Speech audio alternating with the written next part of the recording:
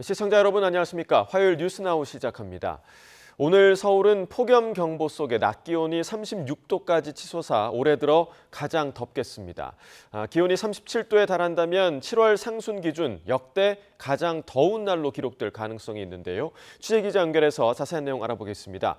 정혜윤 기자, 최근 계속 덥긴 했지만 오늘부터 서울 더위가 정말 비상인 것 같은데 역대급 7월 더위가 기록될 가능성도 있다고요?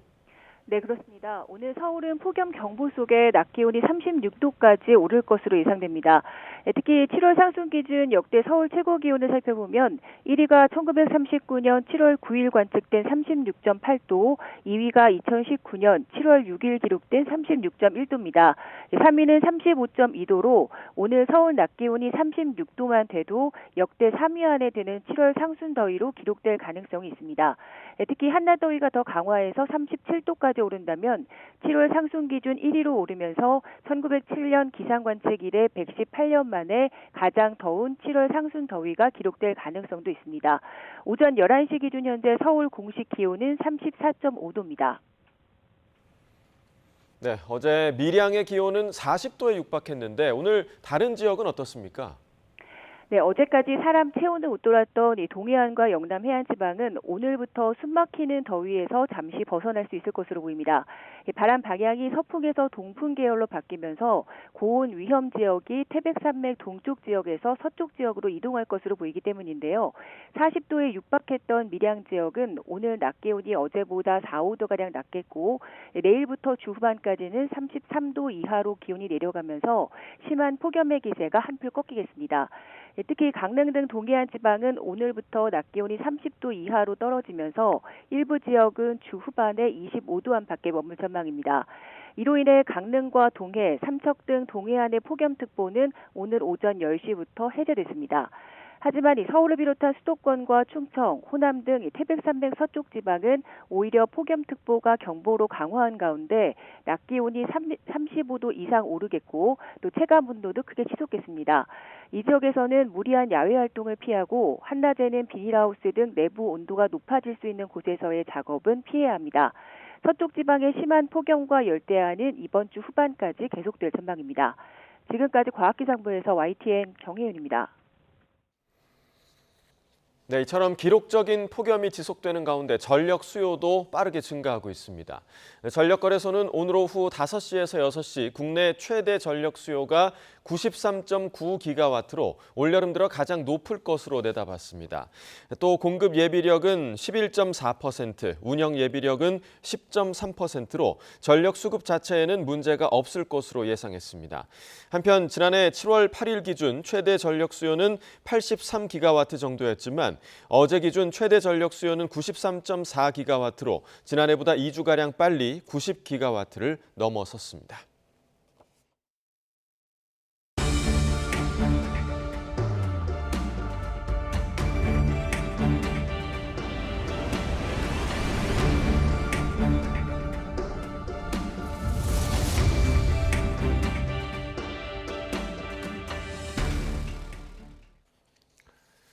윤석열 전 대통령의 구속영장 실질 심사가 하루 앞으로 다가왔습니다. 특검은 심사에서 윤 전 대통령이 김성훈 전 경호처 차장 등 관계자들의 진술을 유리한 방향으로 회유해왔다는 정황을 집중적으로 입증할 것으로 보이는데요. 현장에 법조팀 취재기자 나가 있습니다. 신규혜 기자. 네, 내란 특검 사무실이 있는 서울고검입니다. 네, 윤 전 대통령에 대한 구속심사가 하루 앞으로 다가왔네요. 네, 그렇습니다. 내란 특검팀은 내일 심사를 앞두고 막바지 준비에 한창인데 구속영장 청구서에도 적었던 관련자들의 진술 변화를 중요한 증거인멸 시도 정황으로 내세울 거로 보입니다. 윤 전 대통령이 변호인단 등을 통해 사건 관련자들이 자신에게 유리한 방향으로 진술하도록 회유하거나 압박했다는 내용인데요. 특검은 구속영장 청구서에서 이 부분을 3페이지를 할애해 설명했습니다. 윤 전 대통령이 대통령으로서 막강한 권력을 누렸고 또 관련자들이 그 권위에 따를 수밖에 없었던 만큼 현재 상태에서는 다른 가담자들에 대해서도 압박을 가할 우려가 크다고 강조했습니다. 네, 진술 변화를 어떤 식으로 입증한다는 건지 구체적으로 좀 설명해 주시죠. 네, 특검이 대표적으로 내세운 사례는 김성훈 전 경호처 차장과 강희구 전 대통령 부속실장입니다. 김 전 차장은 윤 전 대통령에게 유리한 진술을 해오다가 윤 전 대통령 측 변호인단이 빠진 뒤부터 진술을 바꾼 경우인데요. 비화폰 통신 기록 등 구체적인 증거가 제시되면서 통신 기록 삭제, 체포 방해 등 혐의와 관련해 구체적인 진술을 내놓기 시작한 거로 알려졌는데 특검은 이런 정황이 윤 전 대통령 측에서 김 전 차장의 진술을 관리한 게 아니냐는 주장을 펼칠 거로 보입니다. 강 전 실장은 그 반대의 경우입니다. 윤 전 대통령 측 변호인이 조사에 들어온 뒤부터 검찰 특수본에서 했던 진술을 번복하기 시작한 건데요. 특검은 영장 청구서에서 윤 전 대통령 측 변호인이 조사에 들어와 강 전 실장의 답변을 유도하거나 검사의 질문을 중단하길 반복했다며 진술이 오염됐을 가능성을 제기했습니다. 네, 그리고 특검은 윤 전 대통령 신병 확보에 대비해서 외환죄 수사도 만반의 준비를 하고 있죠. 그렇습니다. 특검은 이미 재판에 넘겨진 내란 혐의 외에 평양에 무인기를 보내 도발을 유도하려 했다는 외환 혐의 수사를 이어오고 있었는데요. 구체적인 죄명과 관계없이 혐의가 입증되려면 안보 라인의 어느 단계까지 무인기 작전에 관여했는지를 규명하는 게 가장 중요하다고 보고 있습니다. 최근 국방부가 무인기 작전을 수행한 이들에게 포상을 했다는 정황이 포착된 데다 합참과 국가안보실이 관여했다는 의혹도 제기된 상황인데요. 외환 혐의는 이번 영장 청구서에 포함되지 않은 만큼 특검은 윤 전 대통령 신병을 확보하고 나면 이 같은 의혹을 집중적으로 들여다볼 계획입니다. 네, 만약 윤 전 대통령의 신병이 확보되면 관련자들의 신병도 줄줄이 확보될 가능성도 있다고요? 네, 특검은 윤 전 대통령 구속영장 청구서에서 한덕수 전 국무총리, 박종준 전 경호처장을 경호처장 등 주요 사건 관련자들을 공범으로 적시했습니다. 한 전 총리와 강희구 전 실장은 계엄 선포문 사후 작성 혐의의 공범으로, 박 전 처장 등 경호처 간부들은 체포방해 혐의의 공범으로 각각 지목된 겁니다. 특검은 윤 전 대통령의 구속이 필요한 여러 사유 가운데 하나로 범행의 중대성을 꼽았는데요. 이 사유가 법원에서 받아들여진다면 특검도 공범으로 지목된 이들에 대해 신병 확보를 검토할 거로 보입니다. 다만 윤 전 대통령 측은 특검이 혐의가 성립하지 않는데도 무리하게 영장 청구를 했다는 입장으로 윤 전 대통령이 출석할 예정인데 직접 입장을 밝힐지는 확실히 정리되지 않은 상황입니다. 네, 그리고 최상병 특검은 김태효 전 국가안보실 1차장을 부르기로 했다고요? 네, 최상병 특검은 VIP 경로설과 관련해 김태효 전 국가안보실 1차장을 오는 11일 직권남용 혐의 피의자 신분으로 불러 조사할 계획이라고 밝혔습니다. 김 전 차장이 참석했던 지난 2023년 7월 대통령실 수석비서관 회의가 경로설이 불거진 자리인 만큼 수사 외압과 관련해 당시 상황 등을 파악하기 위한 차원이라고 설명했습니다. 특검은 또 어제 소환 조사했던 김계환 전 사령관을 추가로 불러 조사할 계획이라고 밝혔습니다. 최상병 사망 사건, VIP 경로설과 관련해 각각 조사를 진행했는데 파악해야 할 내용이 더 남아있다고 설명했습니다. 이 밖에도 특검은 최상병 사망 사건 기록의 이첩, 회수 과정과 관련해 경찰 관계자들을 참고인으로 불러 조사하고 있습니다. 지금까지 내란 특검 사무실에서 YTN 신기혜입니다. 김건희 특검은 삼부토건 주가 조작 의혹 압수물 분석과 함께 전현직 경영진에 대한 소환을 통보했습니다. 주가 조작 의혹에 발단이 된 우크라이나 재건 사업과 관련해 업무 협약을 맺은 유라시아 경제인연합회로도 수사를 확장하고 있는데요. 취재기자 연결해서 들어보겠습니다. 우종훈 기자. 네, 서울 광화문에 있는 김건희 특검 사무실 앞입니다. 네, 김건희 특검팀의 삼부토건 주가 조작 의혹 수사 어떻게 진행되고 있습니까? 네, 김건희 특검은 현재 양용호 유라시아 경제인연합 회장을 피의자 신분으로 불러 조사하고 있습니다. 이 앞서 특검은 이 단체 임원 한모 씨를 참고인으로 조사하기도 했는데요.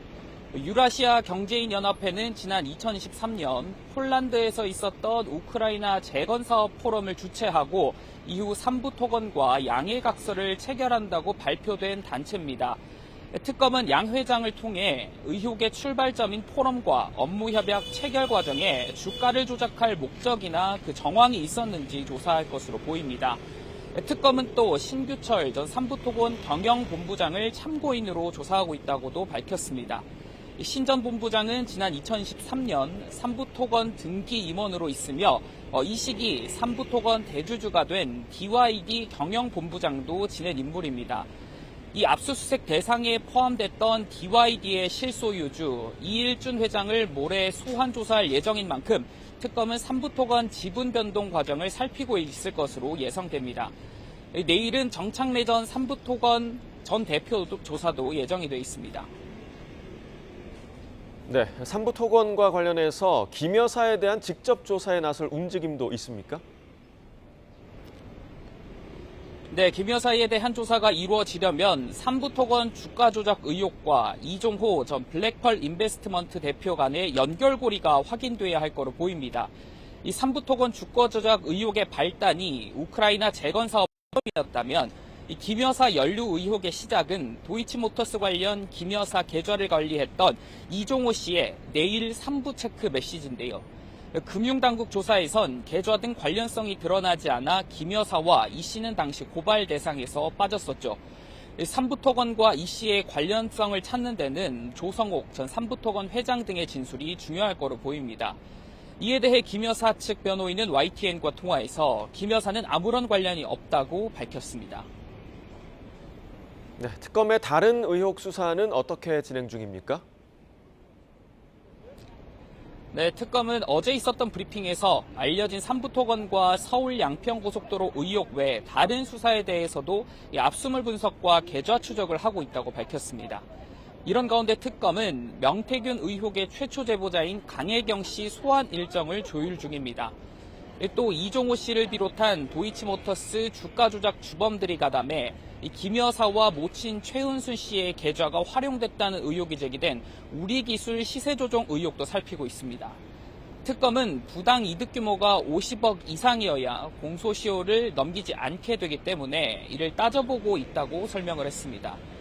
원희룡 전 국토교통부 장관 등에 대한 출국 금지 조치가 이루어진 서울 양평 고속도로 의혹 관련 소환 조사도 조만간 이뤄질 거로 보입니다. 지금까지 김건희 특검 사무실 앞에서 전해드렸습니다.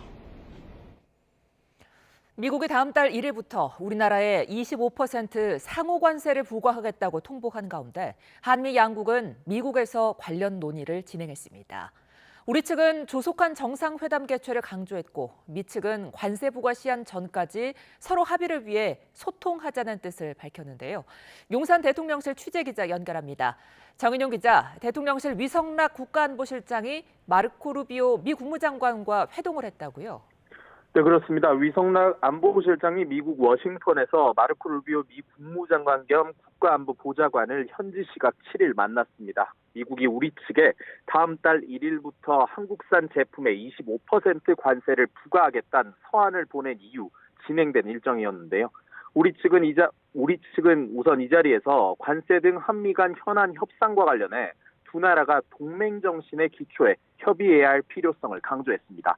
특히 조속한 시일 내에 한미 정상회담을 열어 제반 현안에서 상호 호혜적인 결과를 진전시켜 나가길 희망한다는 뜻을 전했습니다. 이에 대해 미 측도 공감을 표한 것으로 알려졌습니다. 미 측은 우리나라를 포함해 주요국 대상 관세 서한이 발송됐지만 실제 부과 시점인 다음 달 1일까지 시간이 있다는 점을 언급했다고 대통령실은 설명했습니다. 한미 두 나라가 그 전까지 합의를 이루기 위해 긴밀히 소통하자고 미 측이 밝혔다는 겁니다. 우리 측은 또 새 정부의 실용 외교가 굳건한 한미 동맹의 기반에 있다는 점을 강조했고 변화하는 안보 환경 속에서도 동맹이 더 단단해질 수 있도록 공조해 나가자고 했습니다. 양측은 한미 안보실장 협의가 유용하다는 점에 대해 평가하며 앞으로도 당면 현안과 한미 동맹의 미래 발전 방향에 대한 긴밀한 소통 의지를 나타냈습니다. 네, 대통령실 안팎에선 일단 관세 부과 시점이 연장됐다는 점에 주목하고 있다고요? 네, 미국이 애초 밝힌 관세 부과 유예 기간 만료일은 현지 시각 7월 8일이었는데 3주 정도 더 시간을 벌게 됐다고 대통령실 내부에서는 보는 분위기입니다. 대통령실 관계자는 이와 관련해 YTN에 긍정적인 효과가 있을 거라고 생각한다고 말했습니다. 특히 상호 관세율 25%란 수치는 트럼프 대통령이 발표한 대상국 가운데 가장 낮은 수준이라고 평가했습니다. 그러면서 다른 나라가 트럼프 대통령으로부터 받은 서한을 비교 분석해 대응 방안을 검토하게 될 거라고 덧붙였습니다. 위성락 안보실장은 내일 우리나라로 귀국할 거로 예상되는데 이후 관련 논의에 더 속도가 붙을 거란 관측이 나옵니다. 당장 대통령실은 오늘 오후엔 관세 현안을 논의할 관계부처 회의를 정책실장 주재로 열기로 했는데요. 대통령실에선 경제성장수석과 안보실 등이 정부 부처에선 산업통상자원부와 외교부, 기재부 관계자가 참석해 대책을 집중적으로 협의할 전망입니다. 지금까지 용산 대통령실에서 전해드렸습니다. 미국의 상호관세 25% 부과 소식에 대해 여야는 상반된 입장을 내놨습니다. 민주당은 다음 달 1일까지 최선을 다해 국익을 지키겠다고 강조한 반면 국민의힘은 미국이 사실상 경고장을 보낸 셈이라며 신속한 한미 정상회담 개최를 촉구했는데요. 국회 취재기자 연결합니다. 황보혜경 기자. 네, 국회입니다. 네, 관세 부과 소식 이후에 정치권 메시지부터 전해주시죠. 간밤에 전해진 상호관세 부과 소식에 여야는 엇갈린 반응을 보였습니다. 국익이 걸린 고차 방정식인 만큼 신중한 기류도 감지됩니다. 민주당은 관세 부과 시점이 8월 1일로 3주가량 늦춰진 데 주목하며 그동안 국익을 지켜내기 위해 총력을 다하겠다는 입장입니다. 김현정 원내대변인의 발언 직접 들어보시겠습니다. 유예된 기간 안에 그 최선을 다해서 우리의 국익을 지키기 위한 협상들을 이어가겠다는 기본적인 원칙만 갖고 있습니다. 민주당 핵심 관계자도 YTN에 협상 시간을 벌었다면서 정부 협상을 통해 관세 추가 인하 가능성도 열려 있다고 본다고 말했습니다. 또 일본에도 동일하게 25% 관세가 부과돼 차별이 없었다고도 언급했습니다. 반면 국민의힘 송원석 비상대책위원장은 아침 회의에서 정부는 남은 20여일 동안 25% 관세 뒤집기를 위한 총력전을 펼쳐야 한다면서 신속한 한미 정상회담을 촉구했습니다. 김은혜 원내 정책수석 부대표는 민주당이 새 정부에 협상권을 넘기라고 요구하다가 결국 골든타임을 놓친 셈이라고 비판했는데요. 발언 직접 들어보시겠습니다. 미국과 관세 협상을 주도하던 최상목 부총리를 탄핵하려 했고 골든타임을 넘겼습니다. 미국의 경고장은 발송됐고 데드라인을 향한 초시계가 돌기 시작했습니다. 김은혜 수석은 대통령실이 중국 전승절 불참을 결정하고 한미 정상회담에 힘을 집중해야 한다고 강조했습니다.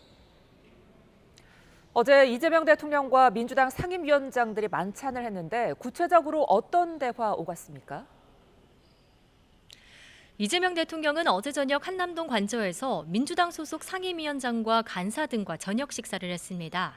이 자리에 참석한 민주당 진성중 정책위의장은 한 라디오 인터뷰에서 이 대통령이 어제 여당 주도로 국회 상임위를 통과한 방송3법 개정안에 대해 방송을 국민에게 돌려드리겠다는 취지를 잘 구현한 법안이라 평가했다고 밝혔습니다.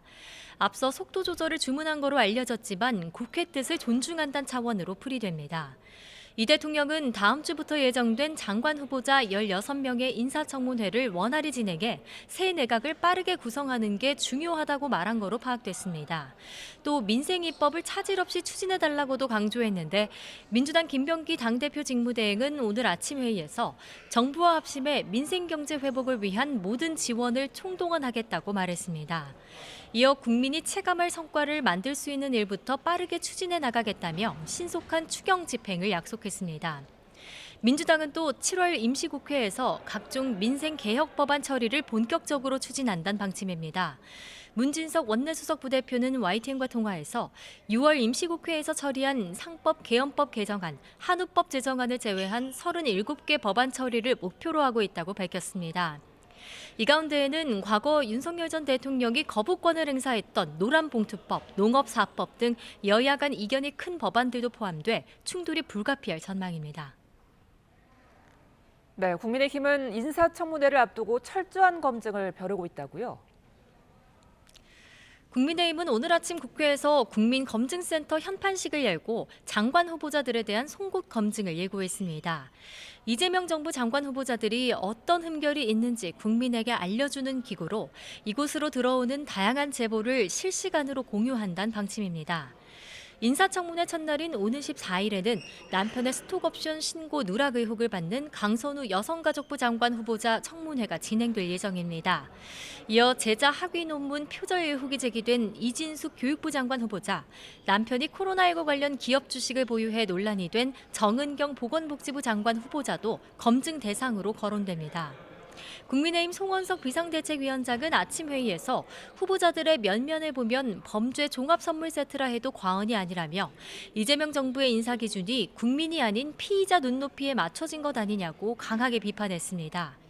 국민검증센터 단장을 맡은 유상범 원내수석 부대표는 청문회 자료 제출을 거부하는 후보자는 반드시 고발 조치하겠다고 강조했습니다. 국민의힘은 안철수 의원이 혁신위원장직에서 사퇴하며 불거진 내부 수습에도 분주한 모습입니다. 안 의원이 당대표 출마를 공식 선언하면서 대선 패배 후 당 수습과 혁신 문제는 다음 달 중순쯤 열리는 차기 전당대회 이후로 미뤄질 거로 관측됩니다.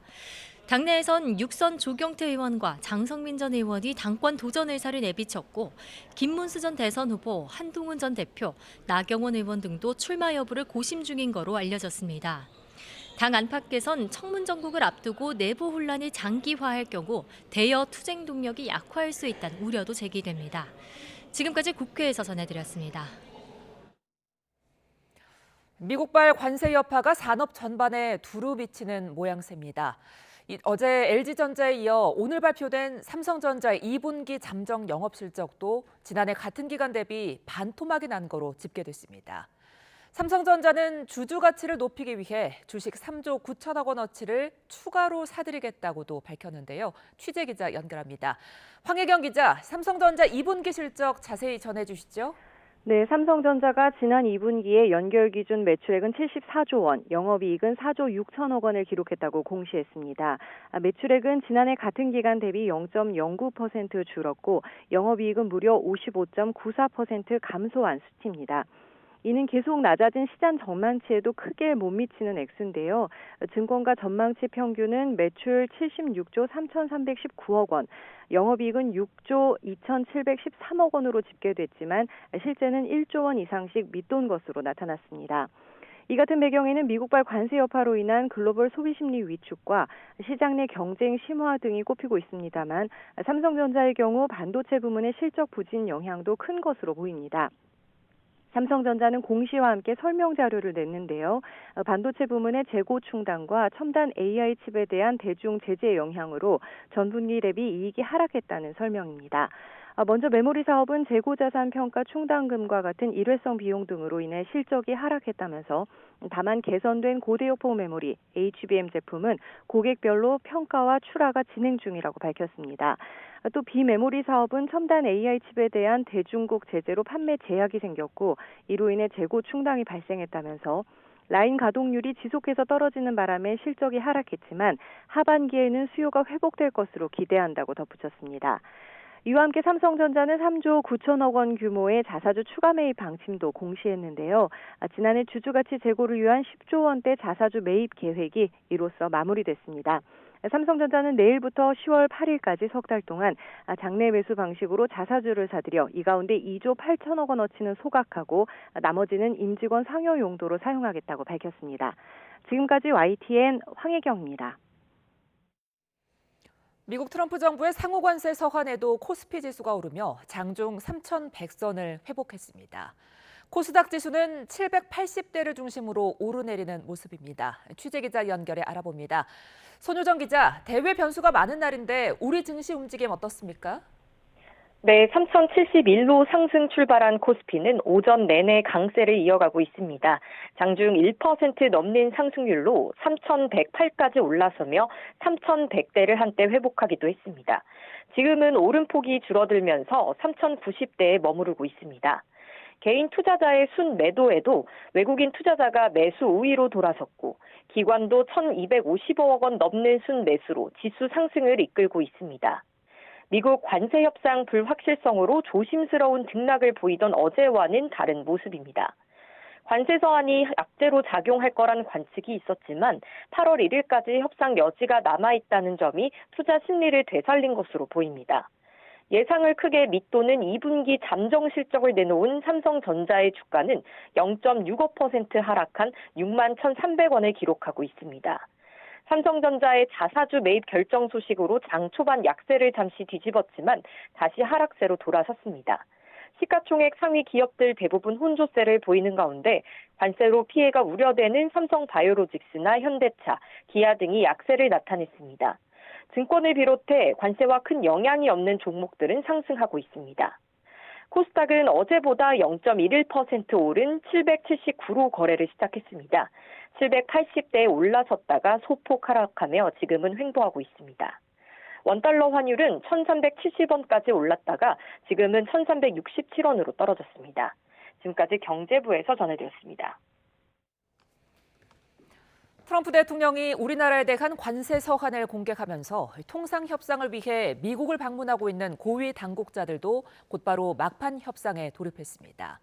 앞으로 20여일의 협상 시간을 벌게 됐지만 상호 관세는 물론 품목별 관세 이견을 둘러싼 진통이 예상됩니다. 워싱턴 홍상희 특파원입니다.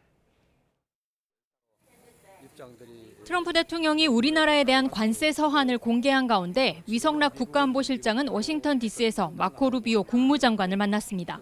여항구 통상교섭본부장도 하워드 러트닉 미 상무장관을 만나 협상을 이어갔습니다. 트럼프 대통령이 8월 1일까지 상호관세를 유예하면서 본격적인 막판 협상에 돌입한 겁니다. 20여일의 시간은 벌었지만 협상 전망은 안개 속입니다. 트럼프 대통령이 협상을 통한 상호관세율 조정 가능성을 시사했지만 품목별 관세는 별도라고 강조한 것도 우려되는 부분입니다. 자동차와 철강 등에 대한 품목별 관세 완화는 어렵다는 입장을 시사한 것이라는 해석도 나오고 있기 때문입니다. 이 품목별 관세는 미국의 어떤 산업 보호 측면에서 굉장히 미국에서도 좀 중시하고 있는 거기 때문에 사실 상대적으로 더 어려울 것이다라고는 보고 있습니다. 또 한미 정상회담이 이달 안에 이뤄질 경우 트럼프 대통령이 여러 차례 언급한 대로 방위비 분담금 인상 등 안보 이슈를 관세 협상과 연계할 가능성도 남아 있습니다. 지금 두 개 협의가 진행 중인데 아시다시피 하나는 통상 협의고 또 하나는 또 안보 협의도 진행 중에 있습니다. 다양한 이슈들이 서로 얽혀 있고 서로 영향을 주고받는다고 생각합니다. 트럼프 대통령이 동맹국이자 대규모 대미 흑자국인 우리나라를 첫 번째 관세 통보 대상국으로 선택하면서 앞으로의 협상에서 상당한 진통이 예상됩니다. 워싱턴에서 YTN 홍상입니다. 타이완을 핥히고 지나간 제4호 태풍 다나스가 오늘 오후 중국 동부 연안에 상륙할 예정입니다. 태풍의 영향권에 들지 않는 곳에선 40도에 달하는 찜통 더위에 열사병 환자가 속출하고 있는데요. 중국 연결합니다. 강정규 특파원. 네, 베이징입니다. 먼저 태풍 경로와 피해 상황부터 짚어볼까요? 네, 제4호 태풍 다나스는 일요일 밤늦게 타이완 남서부 자이현에 상륙한 뒤 해안선을 타고 북상했습니다. 시속 200km의 강풍과 최대 600mm의 물폭탄이 쏟아지면서 2명이 숨지고 500명 넘게 다쳤습니다. 300년 된 사찰 붕괴를 비롯해 태풍 피해 신고만 5,200여 건이나 폭주했습니다. 66만 가구가 정전을 겪었고 13개 시와 현에서는 휴교령도 내려졌습니다. 여객기는 300평 이상 결항했고 여객선 124편도 운항이 중단됐습니다. 태풍은 오늘 오후 중국 본토 동남부 저장성 연안에 상륙할 예정이어서 당국이 바짝 긴장하고 있습니다.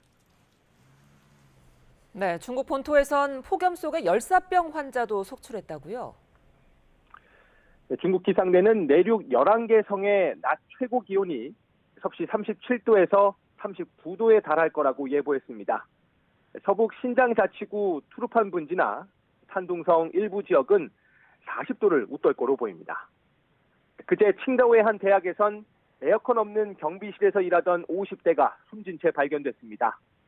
지난 5일 옌타이의 대학 기숙사에서도 학생 4명이 응급실로 실려가는 등 열사병 환자가 속출했습니다. 폭염에 냉방기 사용이 늘면서 지난 4일 전력 사용량은 역대 최고인 14억 6,500만 킬로와트를 기록했는데요.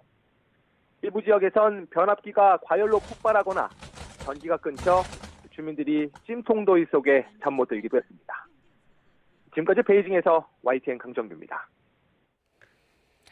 현지 시각 지난 4일 미국 텍사스를 덮친 폭우에 숨진 사람이 30명 가까운 여자 어린이를 포함해 100명을 넘어섰습니다.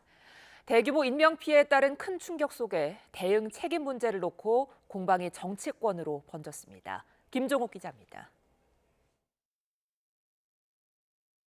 4시간 만에 380mm 폭우가 쏟아져 넘쳐난 강물이 휩쓴 주변 지역은 처참한 폐허로 변했습니다. 여름방학 캠프에 들떠있던 여자 어린이들은 주검으로 발견됐습니다. 캠프 운영단체와 희생자 유족들은 견디기 어려운 슬픔을 호소했습니다. 실종자들이 속속 숨진 채 발견되면서 전체 사망자는 100명을 넘어섰습니다. 어린이를 포함해 여전히 실종 상태인 이들도 여러 명이어서 사망자는 계속 늘 수 있습니다. 대규모 장비와 인력이 동원돼 수색을 펴지만 계속된 비로 홍수주의보까지 발령된 악천후에 어려움을 겪었습니다. And again, this is unprecedented flood events. So we are still currently in the primary search phase, which is the rapid one. 앞서 지난 4일 내륙 산지인 컥 카운티에서 샌안토니오 쪽으로 흐르는 과달루페 강 일대에 짧은 시간 동안 기록적인 폭우가 쏟아지면서 강물이 넘쳐 대규모 홍수가 났습니다. 이번 강수량과 피해 규모는 100년에 한 번 있을 만한 재난이라고 미국 언론은 전했습니다.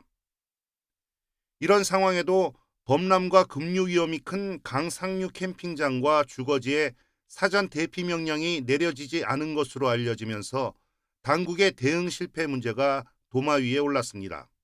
I think there have been some eager to point at the National Weather Service and say cuts there led to a lack of warning.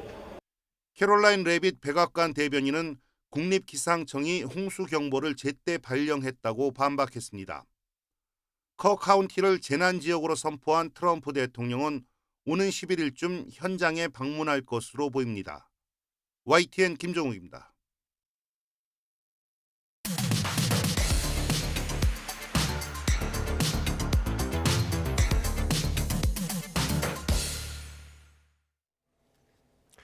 각이 살아있는 정치평론 시사정각 시작합니다. 오늘도 각이 서는 두 분을 모셨습니다. 김상일 정치평론가, 최진영 변호사 나오셨습니다. 어서 오십시오. 네, 안녕하십니까. 네. 자, 메스를 들고 당을 변화시키겠다라던 안철수 국민의힘 전 혁신위원장, 그야말로 20분 만에 전 혁신위원장이 되는 초유의 일이 있었는데요. 자, 어제 사실 이 일을 두고 굉장히 여기저기서 당황스럽다 이런 반응들이 굉장히 많았는데 네. 두 분 좀 어떻게 보셨습니까?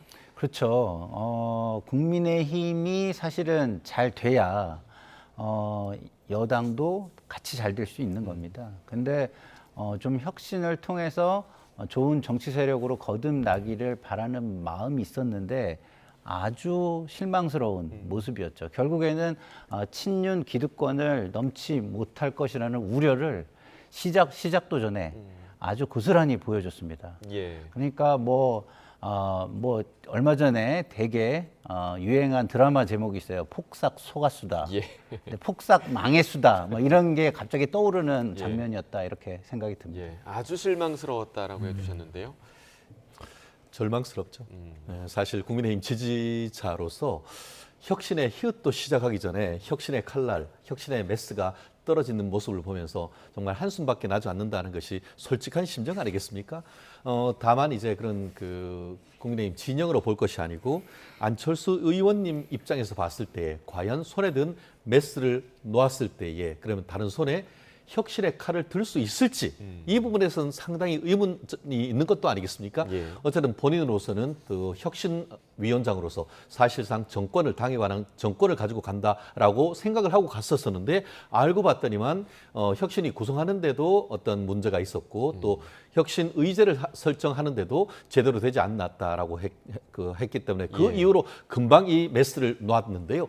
사실 그럼에도 불구하고 지금 안철수 위원장님 같은 경우에는 혁신위에 오면서 뭐라고 했습니까? 나는 혁신위에 목숨 건다 쉽게 말하면은 그러면서 이번 전당대회는 나가지 않는다라고 그렇게 결심을 했으면 그대로 갔으면은 나름대로 어떤 울림이 컸을 텐데 이 메스를 들자마자 바로 20분 만에 났다는 점에서 아쉬움이 큰 결정이 아닌가 생각합니다. 네, 실망, 절망, 폭삭 망했수다까지 이야기를 좀 해주셨는데요.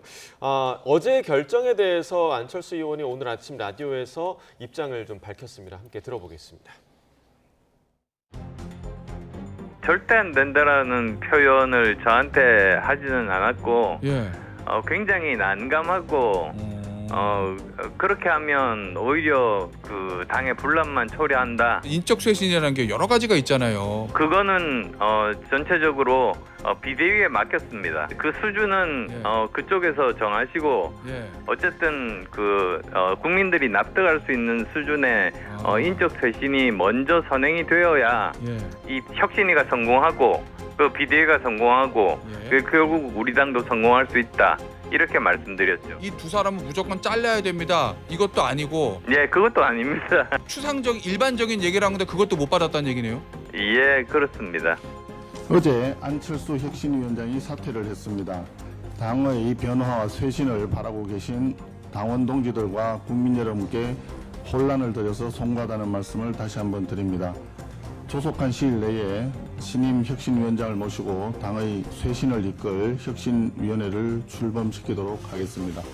송원석 비대위원장이 원내대표 선출을 할 때 혁신위원회 출범을 공약으로 내걸었지만 포기하는 용기도 있어야 된다.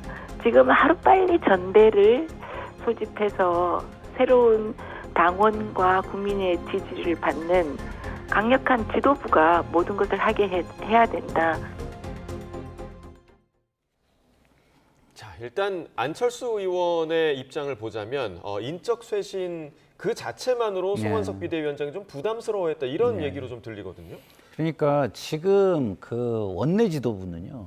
국민의 어떤 기대를 저버린 그 선출이 있었어요. 왜냐하면 그 친윤에서 벗어나기를 많이들 바랬거든요. 그래서 뭐 내란 동조 세력의 이미지, 불법 계엄 방탄 세력의 이미지 이거에서 좀 벗어나기를 바랬고 그게 가장 절실한 저는 요구였다고 보는데 결국 친윤 기득권들이 그걸 놓지 못하고 자기 성을 쌓는 식으로 원내 지도부를 구성했다 말입니다. 그러면 그때서부터 어떠한 목소리도 국민들에게 들리지 않아요. 그러니까 야당으로서 여당을 비판하고 집권 세력을 비판해야 되는데 그 소리가 들리지 않고 자꾸 자기 방어적으로 이미지가 계속 보이는 겁니다. 거기서 벗어나지 못하면 저는 국민의힘은 정말 앞으로의 선거에서 희망이 없다 이렇게 생각을 합니다.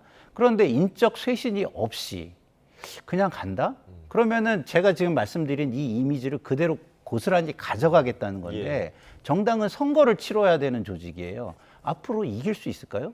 더더군다나 좀 이따가 다루겠지만 그 당대표 선거에도 그 이미지가 그대로 이어지거나 강화될 우려가 지금 있는 상황입니다. 그런데 지금 안철수 혁신위는 그걸 넘어서려고 했겠죠.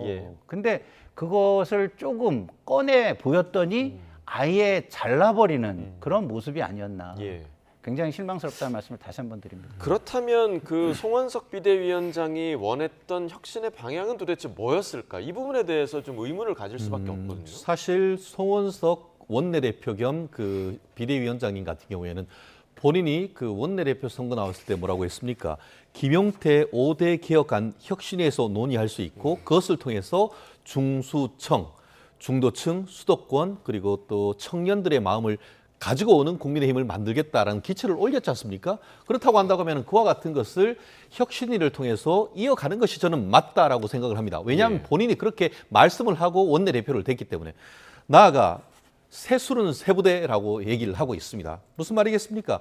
쇄신의 기본은 인적 쇄신 아니겠습니까? 실제로 국민의힘의 많은 지지층 같은 경우에는 지난 대선 후보 이 결정하는 과정에 있어서의 지난 어떤 지도부의 어떻게 보면 참상이라고 얘기를 해야죠. 이른바 쌍권이라고 할 수 있는 권영세, 권성동 의원들의 행태에 대해서 굉장히 질타를 합니다. 그것은 단순히 국민의힘 지지층뿐만 아니고 아마 국민의힘의 심정적 동조를 하는 사람들도 그 부분이 가장 핵심이다라고 지금 생각을 하고 있었을 겁니다. 그랬기 때문에 어떻게 보면은 중수청이라고 할 수 있는 중도층을 많이 대변하고 있는 지금 우리 안철수 의원님도 그런 부분에 대해서 가장 먼저 얘기를 했다라고 저는 이해를 하는데요. 다만 안철수 의원님의 실책이라고 한다고 하면은 본인이 송원석 그 비대위원장으로부터 이와 같은 혁신위원장을 제안받았을 때 본인의 취임하는 조건으로 이런 부분에 대해서 명확하게 하고 넘어갔었어야죠. 예. 그러지 않고 일단 받고 나서 뭔가 하려고 하니까 브레이크가 걸린 건 아니겠습니까? 그렇다는 점에서 국민의힘 정말 정신 똑바로 차려야 되고 이런 부분은 이제 과연 지금 이 상황 속에서 지금 8월 중순 19일 전후로 해서 전당대회가 된다는 상황 속에서 과연 또 혁신위가 제대로 설 수 있겠는가?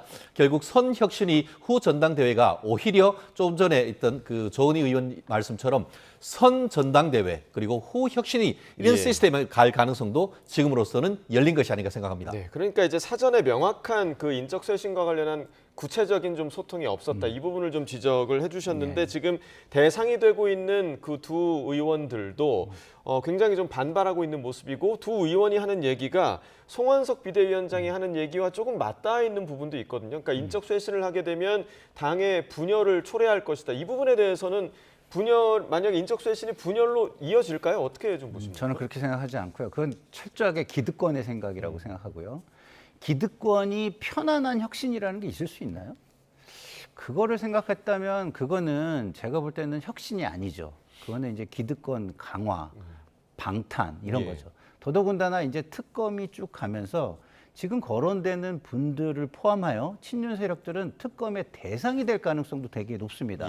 만약에 거기서 인적 쇄신이 어느 정도 약속되지 않는 상황에서 진행이 된다면 상당한 방탄 세력으로 또 이미지화 될 수가 있는 거예요. 그렇기 때문에 제가 볼 때는 지금의 이 기득권을 가지고 험난한 길이고 그 험난한 길 속에서 제대로 국민에게 인정받기 어려운 상황인데 인적 쇄신도 안 하겠다. 나 편한, 기득권 편한, 국민들이 편안해야지, 보기 편안해야지. 국민들은 보기 불편하고 기득권만 편안한 혁신. 결국은 명분용, 생색내기용 혁신을 하겠다는 것, 개혁을 하겠다는 거 아닌가 이런 생각이 듭니다. 지금 그 최 변호사님께서 방금 전에 선 전당대회 후 혁신위 얘기를 해주셨는데 요 순서에 대해서 동의하십니까? 왜냐하면 지금 그 송원석 비대위원장이 또 다른 혁신위원장을 물색해보겠다라고 얘기를 했기 때문에 왠지 전당대회 전에 뭔가 혁신위를 다시 띄우려는 그런 분위기 같거든요. 그 혁신의 방향이 저는 중요하지 그 타이밍은 별로 중요하지 않다고 저는 보는 거예요. 방향이 공고하다면 그게 전대에도 영향을 줄 겁니다. 그래서 전대에 혁신형 당대표를 세울 수 있는 오히려 기반이 될 건데 그렇지 않다고 한다면 말씀하신 대로 오히려 전당대회를 통해서 혁신 지도부를 당원의 힘으로 그다음에 국민의 힘으로 세우는 게 오히려 빠를 수 있겠다 이런 생각도 듭니다. 자, 이번 사태로 이제 안철수 의원에 대한 비판의 그런 목소리도 상당히 좀 있는 상황인데요. 그 내용도 좀 들어보겠습니다. 이번에 좀 실망스러웠던 것이 6월 29일 날 뭐라고 표현했는가 하면 우리가 다시 국민 곁에 서기 위해서는 독립적인 외부 전문가가 주도하는 백서부터 추진해야 된다고 백서를 강조하셨습니다. 어제 7월 7일이죠. 혁신위가 꾸려지는 날이거든요. 회의도 한 번 하지 않고 갑자기 사퇴했다는 것은 결국은 제가 가장 싫어하는 것은 절차적 민주주의를 갖다 무시하는 행위거든요. 반윤의 기치를 드는 대표 주자가 된다 하기에는 약간 좀 1% 부족한 그런 느낌이 좀 있어요. 그러니까 혁신위를 시작하면서 그때 초심에서 그냥 진행을 하고 모든 것을 우리 당원들이나 국민들이 바라는 대로 했다면 반윤의 기치를 드는 대표 주자가 될 수 있었을 텐데 어떤 면에서는 이게 또 다른 철수가 돼버린 거라. 자, 조경태 의원은 절차적 문제를 지적을 했고 지금 박정하 의원 같은 경우는 결국에는 이제 당대표 출마 선언을 했기 때문에 뭔가 명확한 반윤의 기치라고 볼 수는 없다 이런 지적이거든요. 참 사실 국민의힘 지지자 입장에서는 정말 이걸 어떻게 뚫고 나가야 되냐는 당혹스러움 금할 수가 없는 것 같은데요. 좀 더 그 안철수 의원님이 좀 더 뚝심 있게 밀고 나왔으면 하는 그런 바람 아마 많은 분들이 좀 생각하지 않을까 싶은데요. 특히 안철수 의원님 같은 경우에는 혁신위를 맡으시면서 어떻게 보면 뒤로 돌아갈 다리를 끌었지 않습니까? 본인이 전당대회 불출마를 확실히 선언을 하고 불을 살라버리고 본인이 의사로서의 어떤 표현, 어떻게 보면 메스를 들고 이 앞에 있는 고름을 짜내겠다 이렇게 얘기를 했단 말이에요. 그런데 본인의 어떤 주장이 관철될지 말지 확정적으로도 뭐 안 된다고 한 것도 아니고 그냥 상당히 당혹스러워했다라는 그 정도의 본인이 메스를 놓아버렸다는 부분에 있어가지고 굉장히 어떻게 보면은 당혹을 넘어서 실망스러운 부분이 있는 건 아니겠습니까?